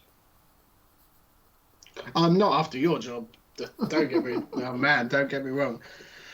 I have a certain set of skills, and they can sometimes come in handy. I'm just a very particular set of skills. I'm just putting some feelers out there. If you don't want to say, that's fine, and I'll walk away. Well, I don't know. I mean, you could. Is she good to work?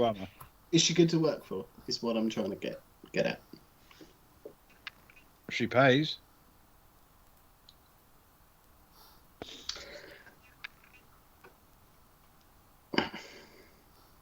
Okay. Thanks. And Pierre will turn around and walk away. Okay. How do we spell Umma? Sorry. UMMA. Oh, cool. It was what I thought. Lovely. Thank you. Okay. So you backing away completely? If as you leave, you do see that there is a not very well painted sign loosely on the side of the building, a bit above the ground, on the sort of upper floor side, which does indicate that these are allegedly Umma's rooms. Yeah, he'll start walking away. He'll start walking back to their hotel, I suppose. But on the way back, once he's the equivalent of a couple of blocks away, he'll call up Kara. Yellow. Hey, that ping I sent you, that's just outside of her building. I think it's okay. I just wanted to get a vibe of, if there's any shady people shaking down or taking advantage of people who might not be with it, because it sounds like she's not with it a lot of the time. But I didn't really get much. The building's owned by someone called Amma. I don't know if you can find anything out. You weren't lying when you said you'd call me if you needed some IT tech support. Well, well, just enter your account number and PIN, and I will get on it for you right away, sir. My mother's maiden name. Yes, please. and the first street that you lived in. Yeah. Your name of first pet. Your favourite teacher. Yeah. No, listen, I'm on my way back now. I think she's okay. There's no, there was a guy working security for Amma, so unless Amma's a piece of work, I think maybe she's well looked after. I'll on your way back, I'm at loose end, so as you come back, I'll just bang up the laptop, load it up, and see if I can find anything about Amma's place, that sort of district. If there's anything in the socials, word on the street, on the net, no problem. Thanks, Kara. I feel a little bit. He'll start speaking a bit softer. I feel a little bit indebted. She's. I think she's saved Sammy's life. It seems so. It seems that she's saved a lot of lives from the sound of it. I'm not saying we have to go crazy, but I feel we need to at least see that she's doing all she can for herself. I think if we can leave with her in a better situation than we found her in, that's not a bad thing to do. Exactly. I'll see you in a minute. Anyway. Okie dokie. And he'll hang up and continue back. Okay. All right.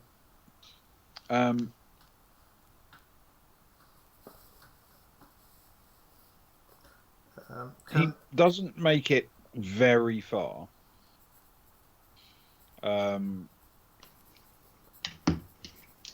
Just about the point where the downport landing area is clearly visible right in front of him. When he hears someone sort of trotting up behind him, who is not making any attempt to disguise his presence, and who sort of clearly isn't all that fit and is breathing quite heavily through a breath mask, and calls out, "Oh, wait!" He'll spin around, sort of. It's the guy he was just speaking to. He says, "Look, would kill me if I didn't. Look, it's a good place. It's clean. It's well taken care of. I mean, you could have a good time there."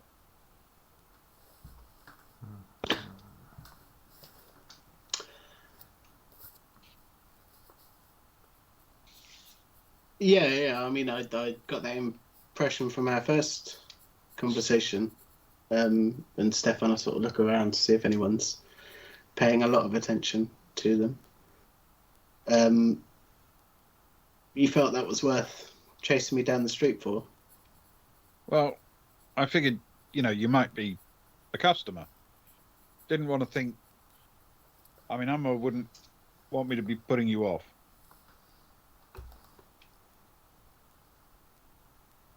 Sure. No, I mean, I'm not. I mean, a customer for. I'm not looking for somewhere to stay, if that's what you mean.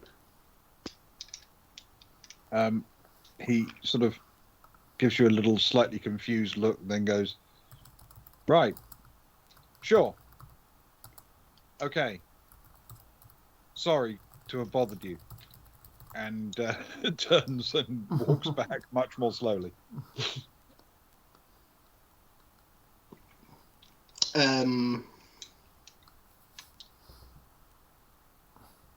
And Stefan will wait for a minute and have a little think to himself before turning and heading back to the hotel. Okay, and this time there is no interruption. You can make it all the way back to the cadence without having any further interruptions on your journey.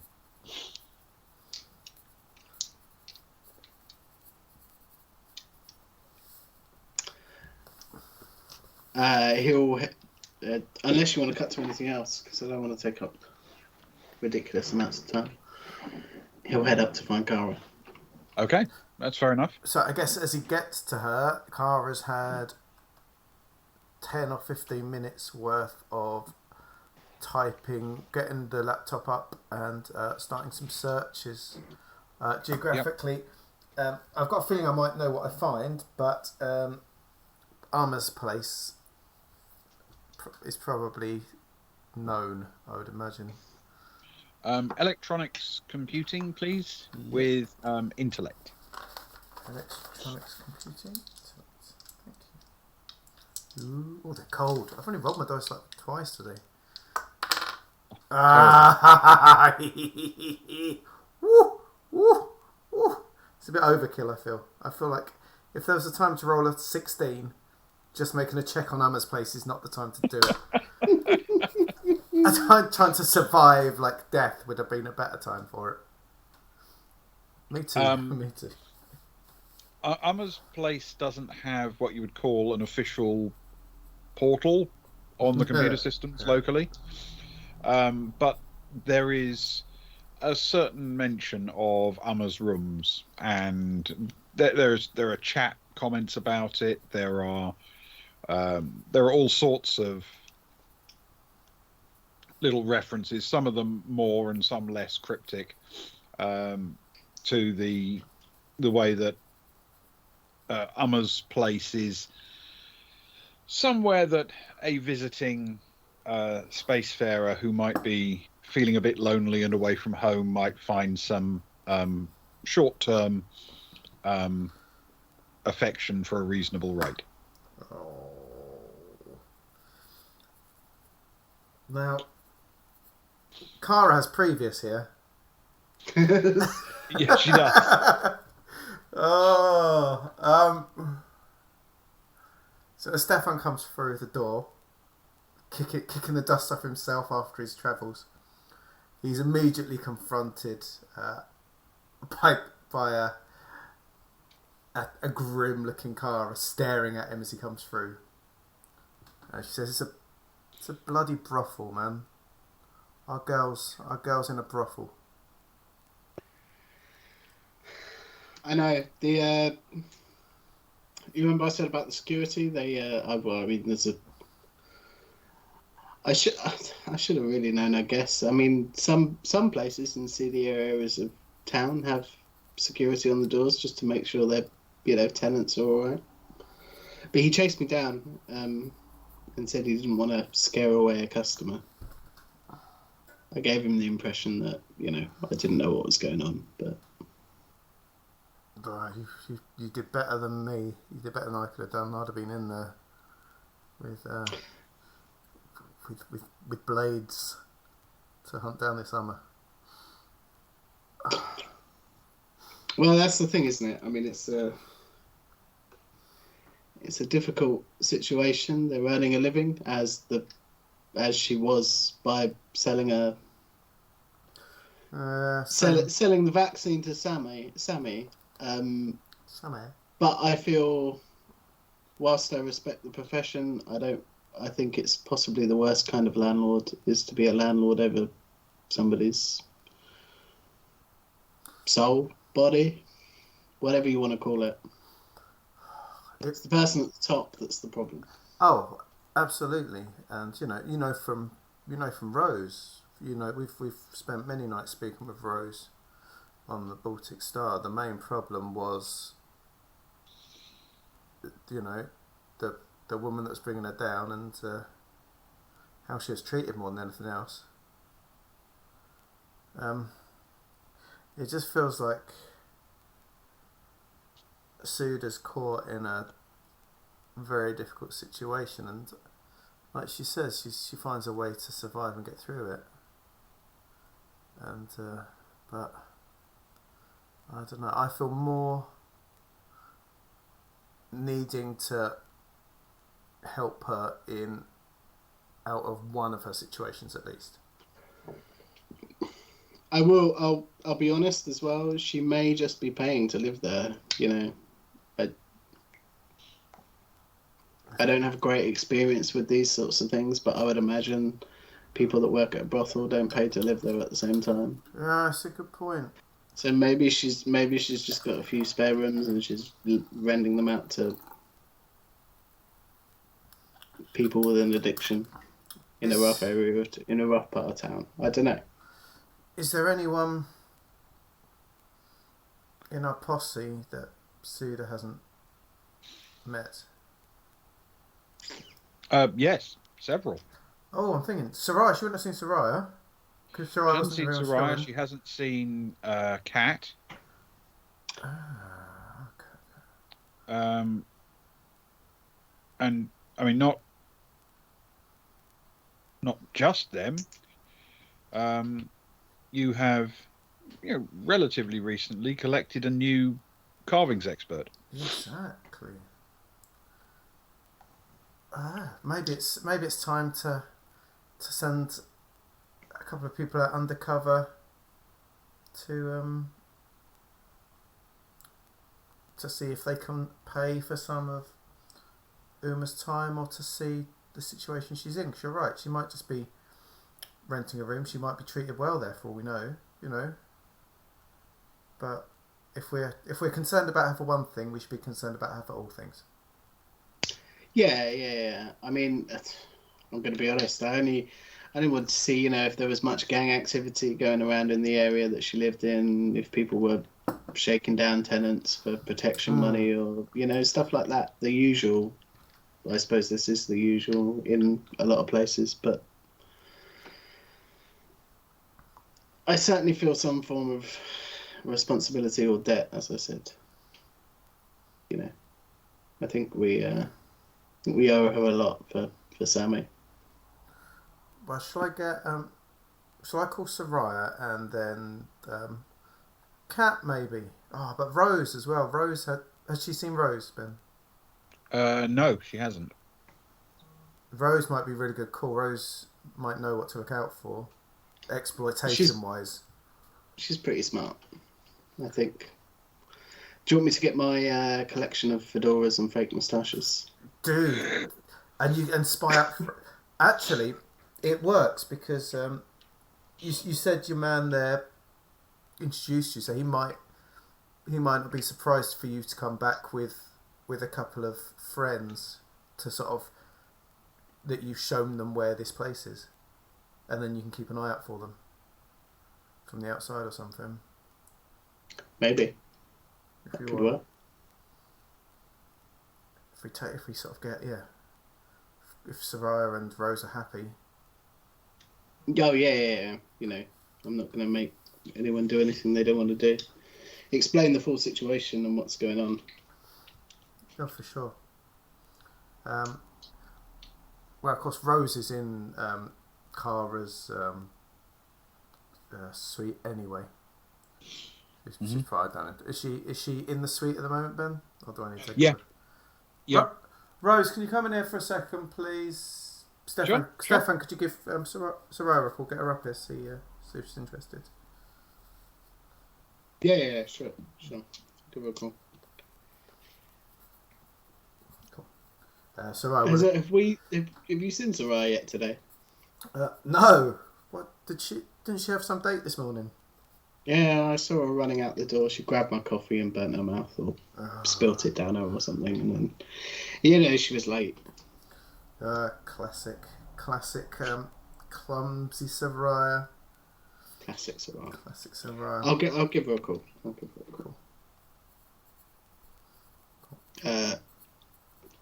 Which do you want to do first, Luke? Well, Rose is coming in anyway because Cara just yelled at her. So, Rose, here you go. Yeah, what's going on? You might sit for a minute while we grab Soraya. There's just we've got something we want to see if you'd be happy to do while we're here. Okay. And Soraya will happily come up when you call her, Stefan. Of course. Yeah. All right. Well, there's a few minutes wait for Soraya to extricate herself from her timming, and make. We're not making that a canonical euphemism. I'm sorry. and make her way up to the suite. But she's there before too long. Okay. So I guess as they gather round, Cara will turn to Stefan and say, "Do you want to tell him what you saw in your adventures?"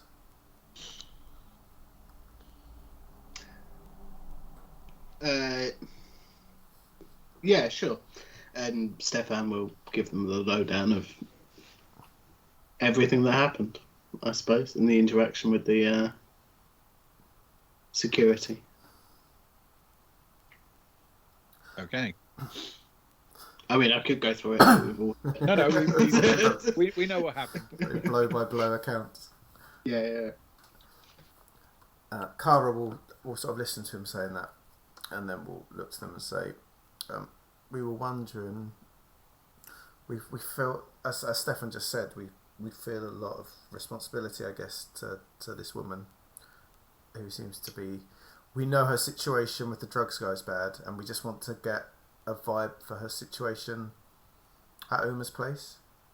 Rose, I know you spent time in such situation, potentially a situation she potentially finds herself in, and we feel like you'll have if we went if we got into that building, you would sort of catch a vibe pretty quickly, I feel. Yeah, maybe. And she's not What, seen... you want me to go undercover, like I'm looking for a place or something? Yeah, we'll take... like we've got Sarai. If you and Sarai want to go and looking for this... looking for this woman you've heard of, you know, that you've... And, you know, just get a vibe to see if she's working there or, you know, what the place is like, really. Just flag your way in a bit. And Stefan here he'll sort of take you there and he'll sort of keep an eye from the outside, make sure things are... Because they know, you know, he's been spotted, but they don't know who he is. But Suda does, so... Yeah, and just see if you get to talk to her or get a vibe, just see what her situation is, really, I guess. And if it's something... If that's something we need to be worried about, or if that's something that she's, you know, happy... You know, situation she's happy in, I guess. Okay. Yep. All good. Cool, fantastic. And Carl will look at Stefan and say, so how about those moustaches and fedoras? I think we'll be okay. To be honest, I remembered that I've left most of them on the Baltic Star. Every time. I mean, I've got my travel collection, but you know, it's very limited. That doesn't have the really long droopy moustache. Barely worth. That's my barely favourite worth one. looking at. All right. So, are you heading out immediately? Is there anything else we'd want to do with anyone otherwise? Yeah. Do you want to? I mean, it's a bit of a trek. Do you want to keep people nearby in case anything goes south? So set up another... Is it worth getting, you know, a few people around? So get a little a group of people if things get tough. Yeah, well, I mean, I don't want people to go in and find themselves in a sticky situation. I feel you. I reckon if you ask Zoe, I can't see her turning you down.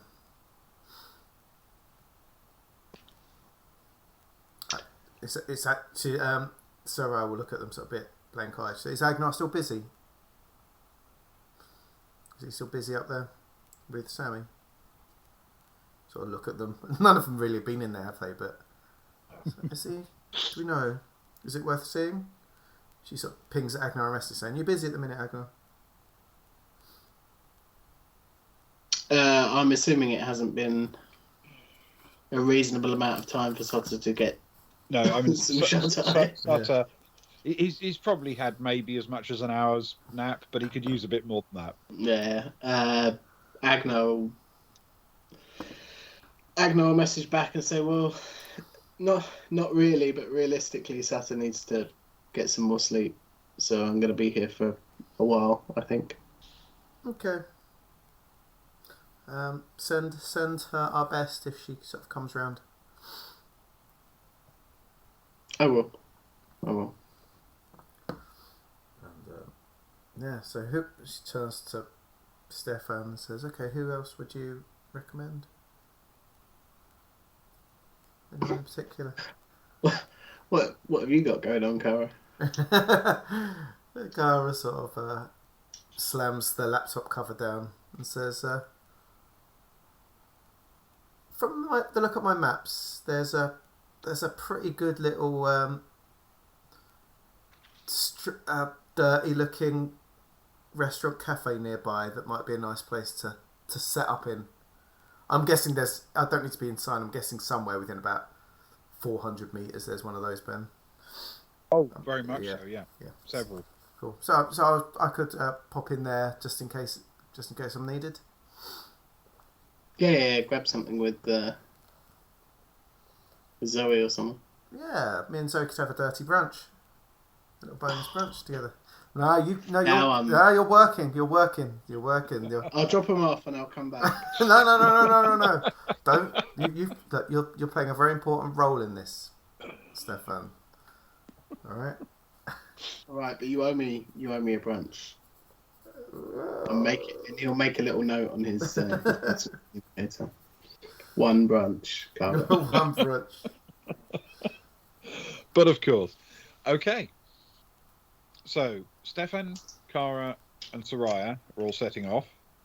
And Rose as well, if she's Rose and Zoe. Yes. Okay. You make your way out back the way you've come. You've done a bit of research in advance and picked a suitable sort of cafe, which is just round the corner, really. I say it's a cafe. It's really much more of a bar and not a particularly amazing one. But it's also not a complete dive. It has relevant privacy in the form of a couple of booths around the side, and you can easily get yourself set up there and be within, not very many seconds of any trouble. Perfect. So that's going to be where Cara and Zoe are, is that right? Yes, please. Okay. So we will abandon them for the moment, and it is Stefan, Soraya, and Rose.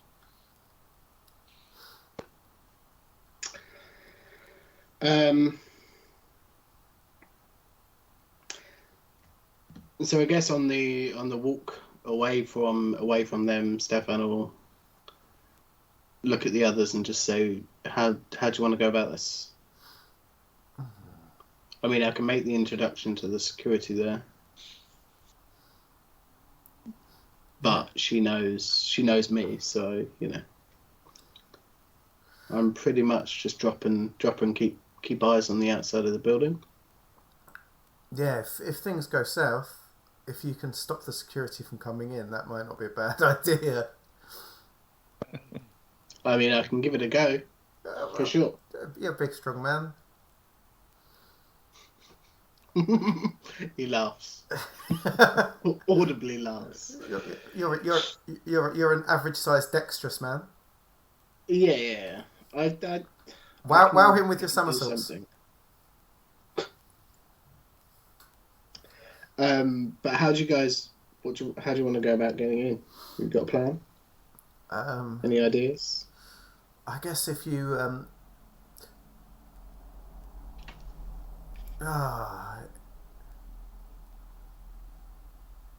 introduce us as, I guess there's three ways.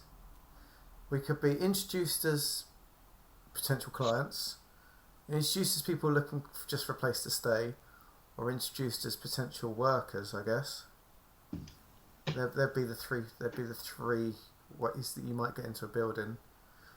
Yeah. Workers is risky in that you might get freedom to get to a more private place, but then less freedom when you're in there. In that regard, potential clients, potential less freedom of where you can go, but treated as a paying person as opposed to a potential worker. I reckon. Plus, we might have to pay. Money's money. Which I don't mind, but I'm just while we're bullet pointing pros and cons. That is true.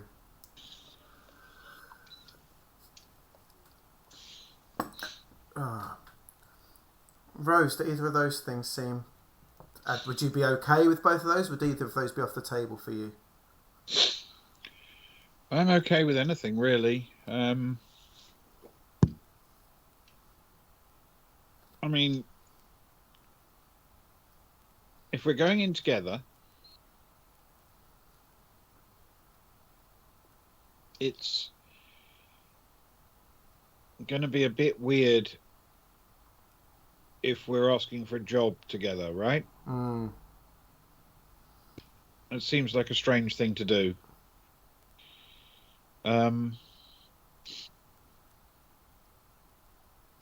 But we could be looking for somewhere to stay together, I guess. That's not bad. We're desperate. We've heard there's... we're looking for shelter, for sure. To be fair, that answers the question whether there's just shelter. Rooms, or whether they're taking people in that are looking for rooms and then pushing anything else on them. That's a good call. Good idea. Let's take it that way. Okay. All right.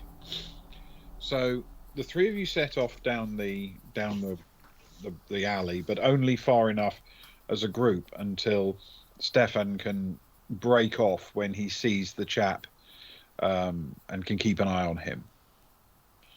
The two women then can continue on to the sort of front entrance of Umma's rooms.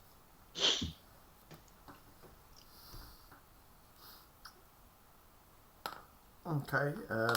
So I will lead them up towards the. You said is it sort of steps leading up to it then?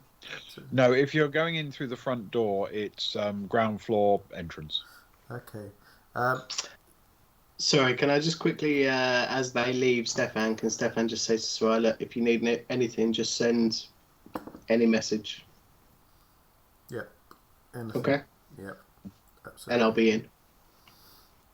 Cool. And he'll see them off. Soraya walks towards the door, trying to look a bit, well, trepidatious and worn down, I guess, a little bit hunched over, a little bit tired looking. Mm-hmm. Well, after that swim, she's a bit achy anyway, so Sure. too much. And Sure. Hair a bit less shriveled than usual. yeah, exactly. That smell of wateriness. And her hair's all normally quite shriveled, dishevelled, in fact. And they head towards the door. Okay. The door has another one of these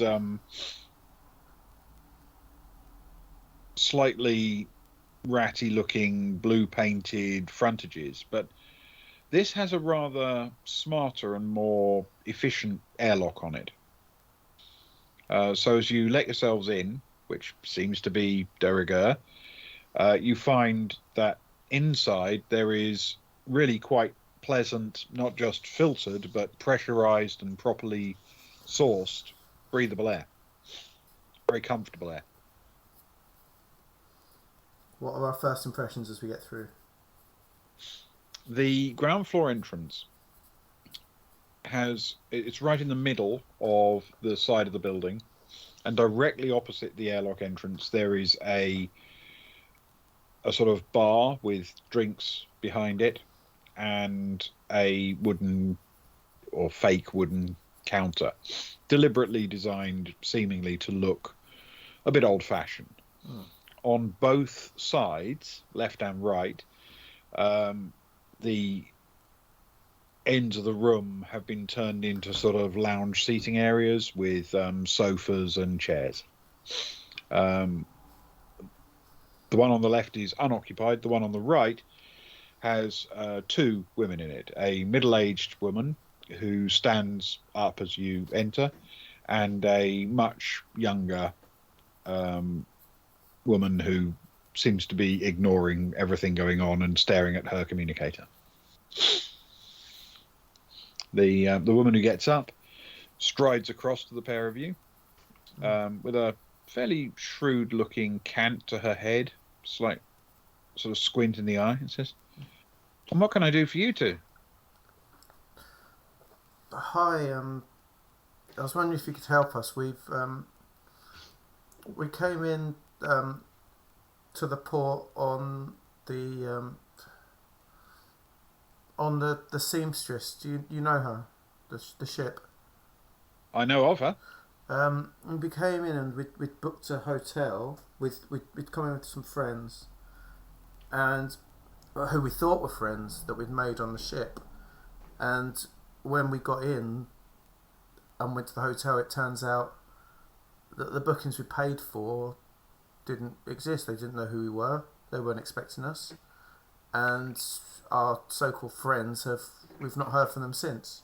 And we're desperate. We've sort of managed to blag sort of a corner here and there the last couple of months, but we could really do with some place that we could spend a night or two. Is that something we could do here? I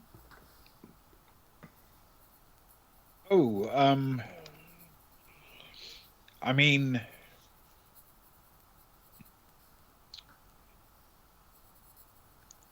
It's possible you've sort of misunderstood. I do let out rooms. You're absolutely right about that, but I don't let them out really by the night. They're longer term than that. Okay. Is it? What's the shortest amount of time we could take it for? Typically a month. A month. And how much would that cost? Well, it would depend on the size of the room, and you'd probably have to share it with other people. Okay. For the big rooms, I charge 600. Okay. 600. And how many people will be sharing with? Well, the one that's currently got some space in it, there are 8 people there now. There's probably room for 12 to bunk in there, so there's still a bit of elbow room. Oh, 600 sort of turns to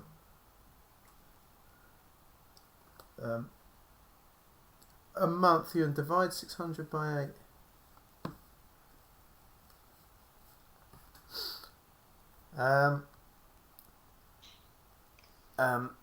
She sort of feigns sort of a bigger look at Rose.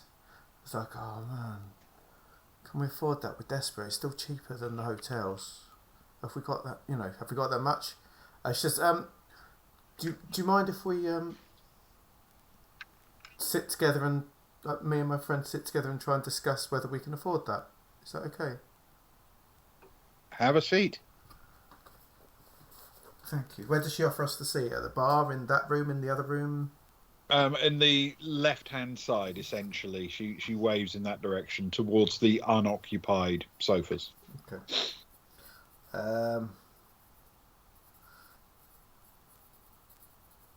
Sorry, just making notes. Can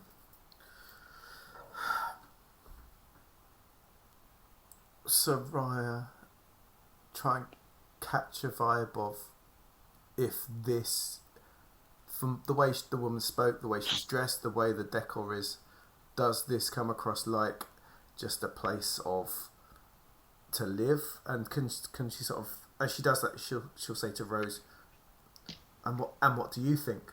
As you know, as she herself is trying to think things through, I guess. Can you make a deception roll for me, please, with intellect? Of course. Okay. What's my deception? 0, I think, isn't it? Okay, so it's a -1 because I've got Jack of all trades, but a +1 for my intellect. So I'm rolling flat on that. Okay. It's a flat 7. See, this is where the 16 would have been nice. You Says. You don't know if she's being cagey or if she's being straight with you. Okay.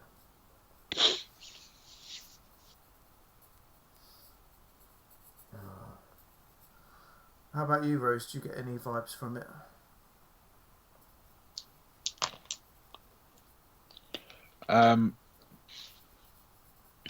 Rose has seated herself so she can see the 2 women at the other end of the room, and she's trying to fairly subtly get a bead on their relationship with each other, the way their body language works and how they seem to react to each other. Mm-hmm.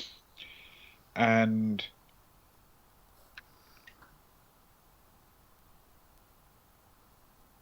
she says, I don't know, I'm not sure, but she doesn't come across as alarm bells, if you know what I mean. Mm-hmm. Okay. I'm going to try and get us up there, Rose, okay? And we'll sort of see if we can have a look up or down, I guess, to whatever room it is, and see if we can get a bit more information that way. I can afford the 600 if that's what we need to do. It's worth it. Well, it's 600 for the whole room, remember? That's true. Then if it's 12, that's 50. It goes down to 50 for that. If there's 8, that'd be 10, so it's 60 each we'd be dropping as our share. Okay. And if nothing else, we're making Sudas pay cheaper from them. Ha! It's true. That's true. Okay. Sarah sort of stands up and sort of hovers at the other door and sort of knocks on the wall a bit sort of awkwardly. The woman gets up and wanders over. Okay, made a mind up? Yeah, we'd really appreciate it if that's. I guess just a couple of concerns, if that's okay. Are we okay to ask a couple of questions about the place? Sure. Is it all women in the room? No. It's a mixed room. Secondly, and you'll forgive me if I don't mean to be disrespectful, but last night these guys offered us a room, but when we got in there, it turned out that they were, I guess, expecting something in return. And it's really put us on edge around this part of town, and a couple of places we've knocked on have been similar lines. This isn't like that, is it?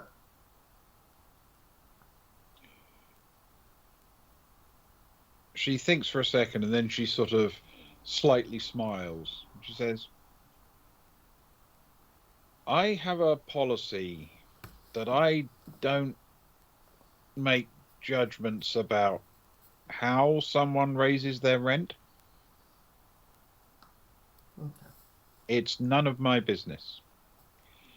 But I know the kind of thing you're talking about. I have a couple of private rooms here that from time to time one of my residents will borrow for the purposes of raising the money that they need to pay the bills.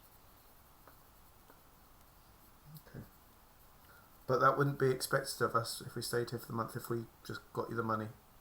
You paid your rent. In which case, you said there's 8 in there already, so the 2 of us would need to pay 60 to top it up. Would that be correct? 60 each. Okay, and Soraya slips are 120. Okay. Which involves some rubbing out. Says, oh no, I've just rubbed the sheet through. Oh no. Completely destroyed the sheet. New sheet. I spent so much money, Soraya. New sheet next week. So okay, yeah, please. That's really helpful. Thank you. All right. She turns to the other person, the younger woman, and yells out, "Harel, show him up." And Harel gets to her feet and saunters over, nods at the pair of you. You guys got luggage or anything? How are we spelling Harel, by the way? Herelle. Thank you.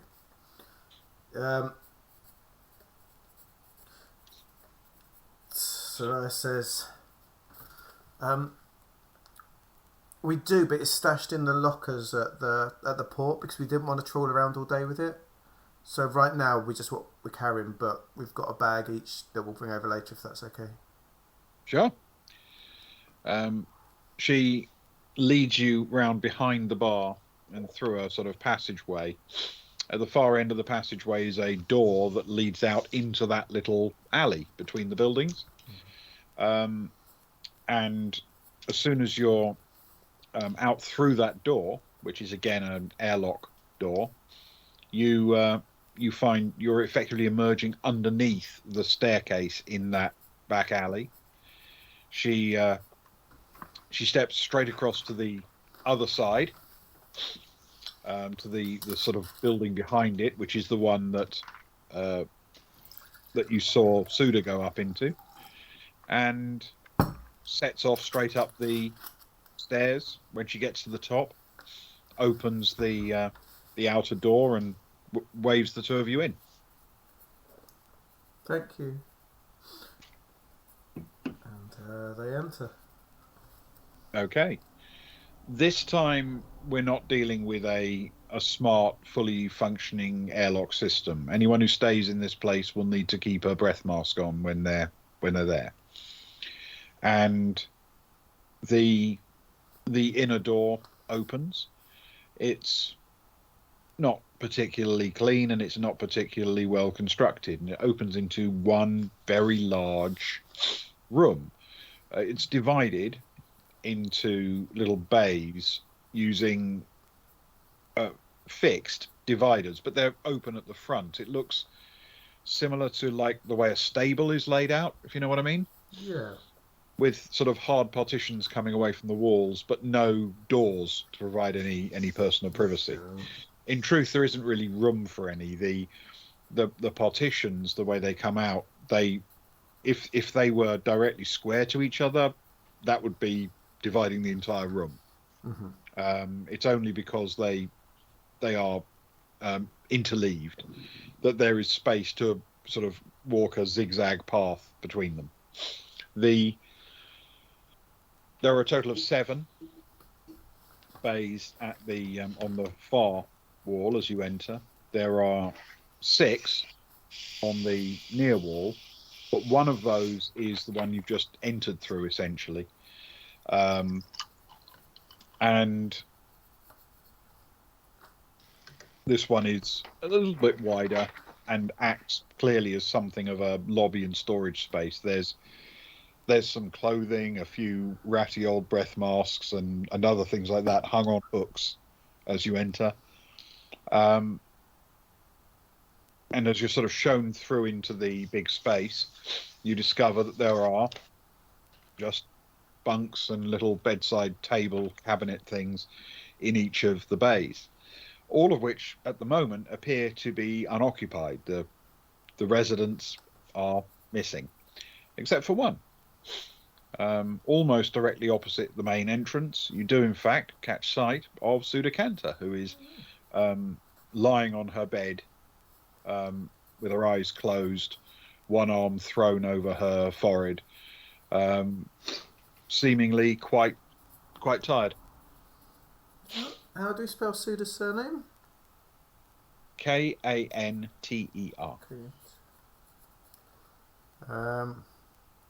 Does she seem to notice as we walk, like I guess, along towards her? She does. She hears the entrance of people and sort of opens her eyes and leans up to see who it is. And as soon as she realizes it's not somebody she knows, not a friend or anything, she closes her eyes and rests her head back down again. So I will say, excuse me, I'm sorry to bother you, miss. She opens her eyes again, a bit more slowly this time, and leans her head up. Yeah? I'm sure you can guess we're new here. Is there a specific bay that we should take or avoid? Or is it just where you lay your hat? The ones at the end, just sort of waves in that direction. Those are the empty ones. Thank you. I hope you don't mind. My name's Sarai. My friend is Rose. What's your name? Suda. And I would get up, but it's been a hell of a day. No, don't worry about that. Mo, thank you for telling us the empty bays. Before we let you sort of doze for a bit, is there any we're new to Dilub Rou, is there anything, and new to this situation, is there any like hint or tip you can give someone that's new to this place, this building, like things we should or shouldn't do, things will get us grief? We don't want to upset anyone. She takes a look. Okay. Can you roll a persuade check for me, please? With either intellect or social, your choice. Okay. I'm doing my my earnest persuasion voice. Hello, sir. Yeah. Persuade with intellect, not social. Well done. She's a scuzzy character, Soraya. The right person for the police. It's a 6 + 1 + 1 is 8. Okay. All right. She sits up and swings her legs over the side of the bed, and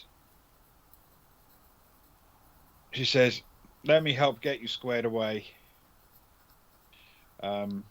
Groans slightly as she picks herself up, and walks. The four of you all walk together down to the far end of the building. She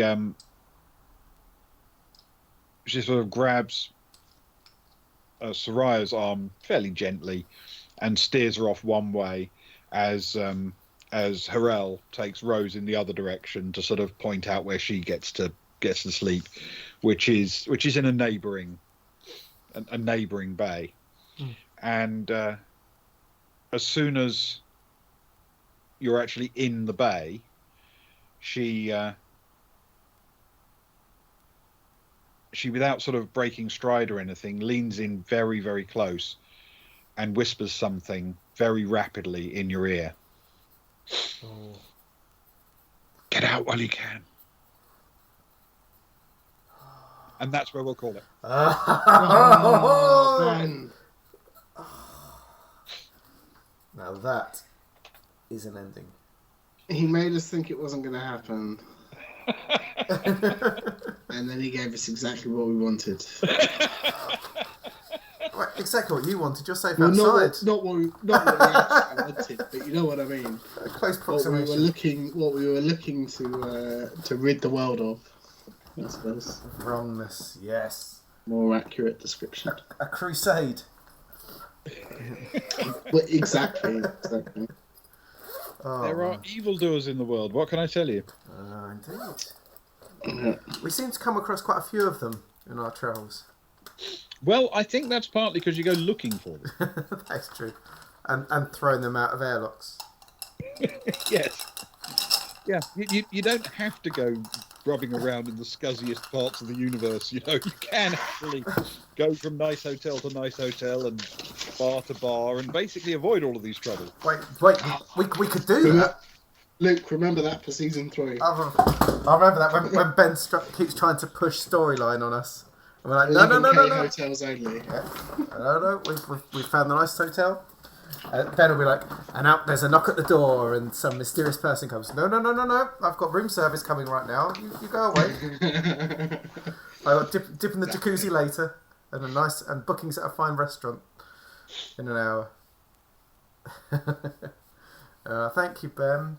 That's Thank you, guys. It was one of those places that I could picture, if that makes sense, as you were talking it through. So thank you. Well, hopefully, I hope you didn't feel cheated by the description of the hotel as well. I always feel cheapened, but not when he spends that much on 5 nights, so 3 nights or however long it was. That's why I think I got snarled up on cheapened rather than cheated. yeah, for sure. I feel like I got as much description for 60 credits a month as I did for 11,500 for 5 nights. Yes, I think you did. Yeah. Yes, and arguably more interesting description, but there you go. Once you've been in one nice hotel room, you've been in them all. It's all about what's out the window, isn't it? At the end of the day, which I've definitely got a picture of that. What's for brunch? What's for brunch? Yeah. Does brunch come with the room? Interesting. Well, thank you, Ben. Good stuff, man. Well, thank you, guys. That was fun. It's been good fun. And thank you to anyone that's still hanging around at the end. We appreciate the longevity of the viewer, and any people on VOD that are catching up. We appreciate that too. Yes, I hope you did have a good time. And of course, we don't have a regular stream tomorrow night. We don't. Madness. What are we going to do with ourselves? Before we do, I want to do a a cheeky VOD shout out to Timothy Collinson. Oh yes, please do. Who, if you've made it this far, Tim, if I may call you Tim. In fact, I feel like I need to put a special screen up as we talk to you. Hang on. There we are. If you made it this far, Tim, thank you. So those who don't know, Timothy has wrote. Is a good writer of traveller adventures, and Ben is sort of weaving in part of one of his stories, which me and you don't know where Tim's story ends and Ben's story begins. All we know is anything Garrow related, but we don't know. But what is Garrow related? How deep do Garrow's tendrils twist into this world of ours? How deep are the mines? How deep are the mines? But Timothy Collison messaged me during the week, and he was catching up the story, and he's been off sick, so he went through five sessions, so about 12 hours of storyline over 2 days, which is hardcore. That's more than I could ever do. Yeah, that is a lot. For sure. So a VOD shout out, man. Thank you. Yeah. So much. Thanks so much. Yes, you're a trooper, Timothy. Thank you. Sorry, anyway, on to tomorrow, someone was saying. Yes, tomorrow. So we have a thank you to say, because the incredibly generous subscribers of our channel have once again given us enough for us to have a works outing. So we are going to head out for a few drinks and some food, and then some more drinks tomorrow evening in our sort of hometown of Faversham. And because it's our hometown, we also will try. We have this vague theory that we're going to then set off on a ramble around the town and point out bits that are distinctive, I suppose. Probably after the dinner and before the second brunch. So basically, anywhere, we're just going to do a walk between the restaurant and the pub. And say, this is the best part of Faversham. I mean, it is clearly the best part of Faversham. The Guild Hall's right outside, to be fair, and that is a classic. Yeah. That's a classic. And we can always take a bit of a loop around, a couple of the old streets or something, can't we? Oh, we could do that. Yeah. Yeah, why not? Let's do that. Everyone can come along to see what our world is like. But we may try and do something like that. But anyway, we won't be doing a regular game stream tomorrow evening. But on Sunday, things are happening, aren't they, Luke? You're quite excited about this, Ben. You get excited. I am. Some of these games seem to capture your imagination. Yeah. It's the spookiness, I feel. It's always the Spooky Sunday that he gets excited about. So it's a new game, Spooky Sunday. Hellblade finished last week. I tried to do a sign-off and then I nearly cried, so I had to stop. I got quite emotional at the end of it. It was when she said something about my friend come with me or something, and when she said friend, I go like, it's a bit embarrassing. But I held it together just about, I think. I toughed it out. Not really, no. my lip was more blue. We're moving on to a new game, a science fiction game, based on the moon, I believe, of all places. Yeah. Mostly based on the moon. I obviously you sent me a link to the trailer, and I looked at it and then realised that there are other people who will have played this, and I have studiously avoided any reference to it whatsoever because the trailer looked so good. So it's Deliver Us the Moon. Which is a great title. Very good, isn't it? In itself. It's very of the time. It's set in the near future, and Earth has... All I know is that Earth has, very much used up its resources and gone wrong through global warming or whatever. I don't know. I haven't looked into the storyline purposefully. All I know is that, and that Earth was sending people up to the moon to mine some resources which will actually save mankind. It's all gone quiet up there. There's just enough resources to send one more person up, which is me. I'm going up there. Oh, that's lucky. Otherwise it'd be a really boring game. the game is you sat in your room just looking up as the rocket goes up. Yeah. Watching it on television. The only thing you can do is check your watch, like the occupation. What day is it? You sit around for 24 hours and then you get a message saying we lived or not. Yeah, exactly. So yeah, so that's what that game is, and then it looks quite. It plays on my megalophobia and the loneliness. It's a bit walking sim. It's a bit puzzly. It's a bit getting blown off into space and the surface of the moon and all those sort of really cool sci-fi stuff.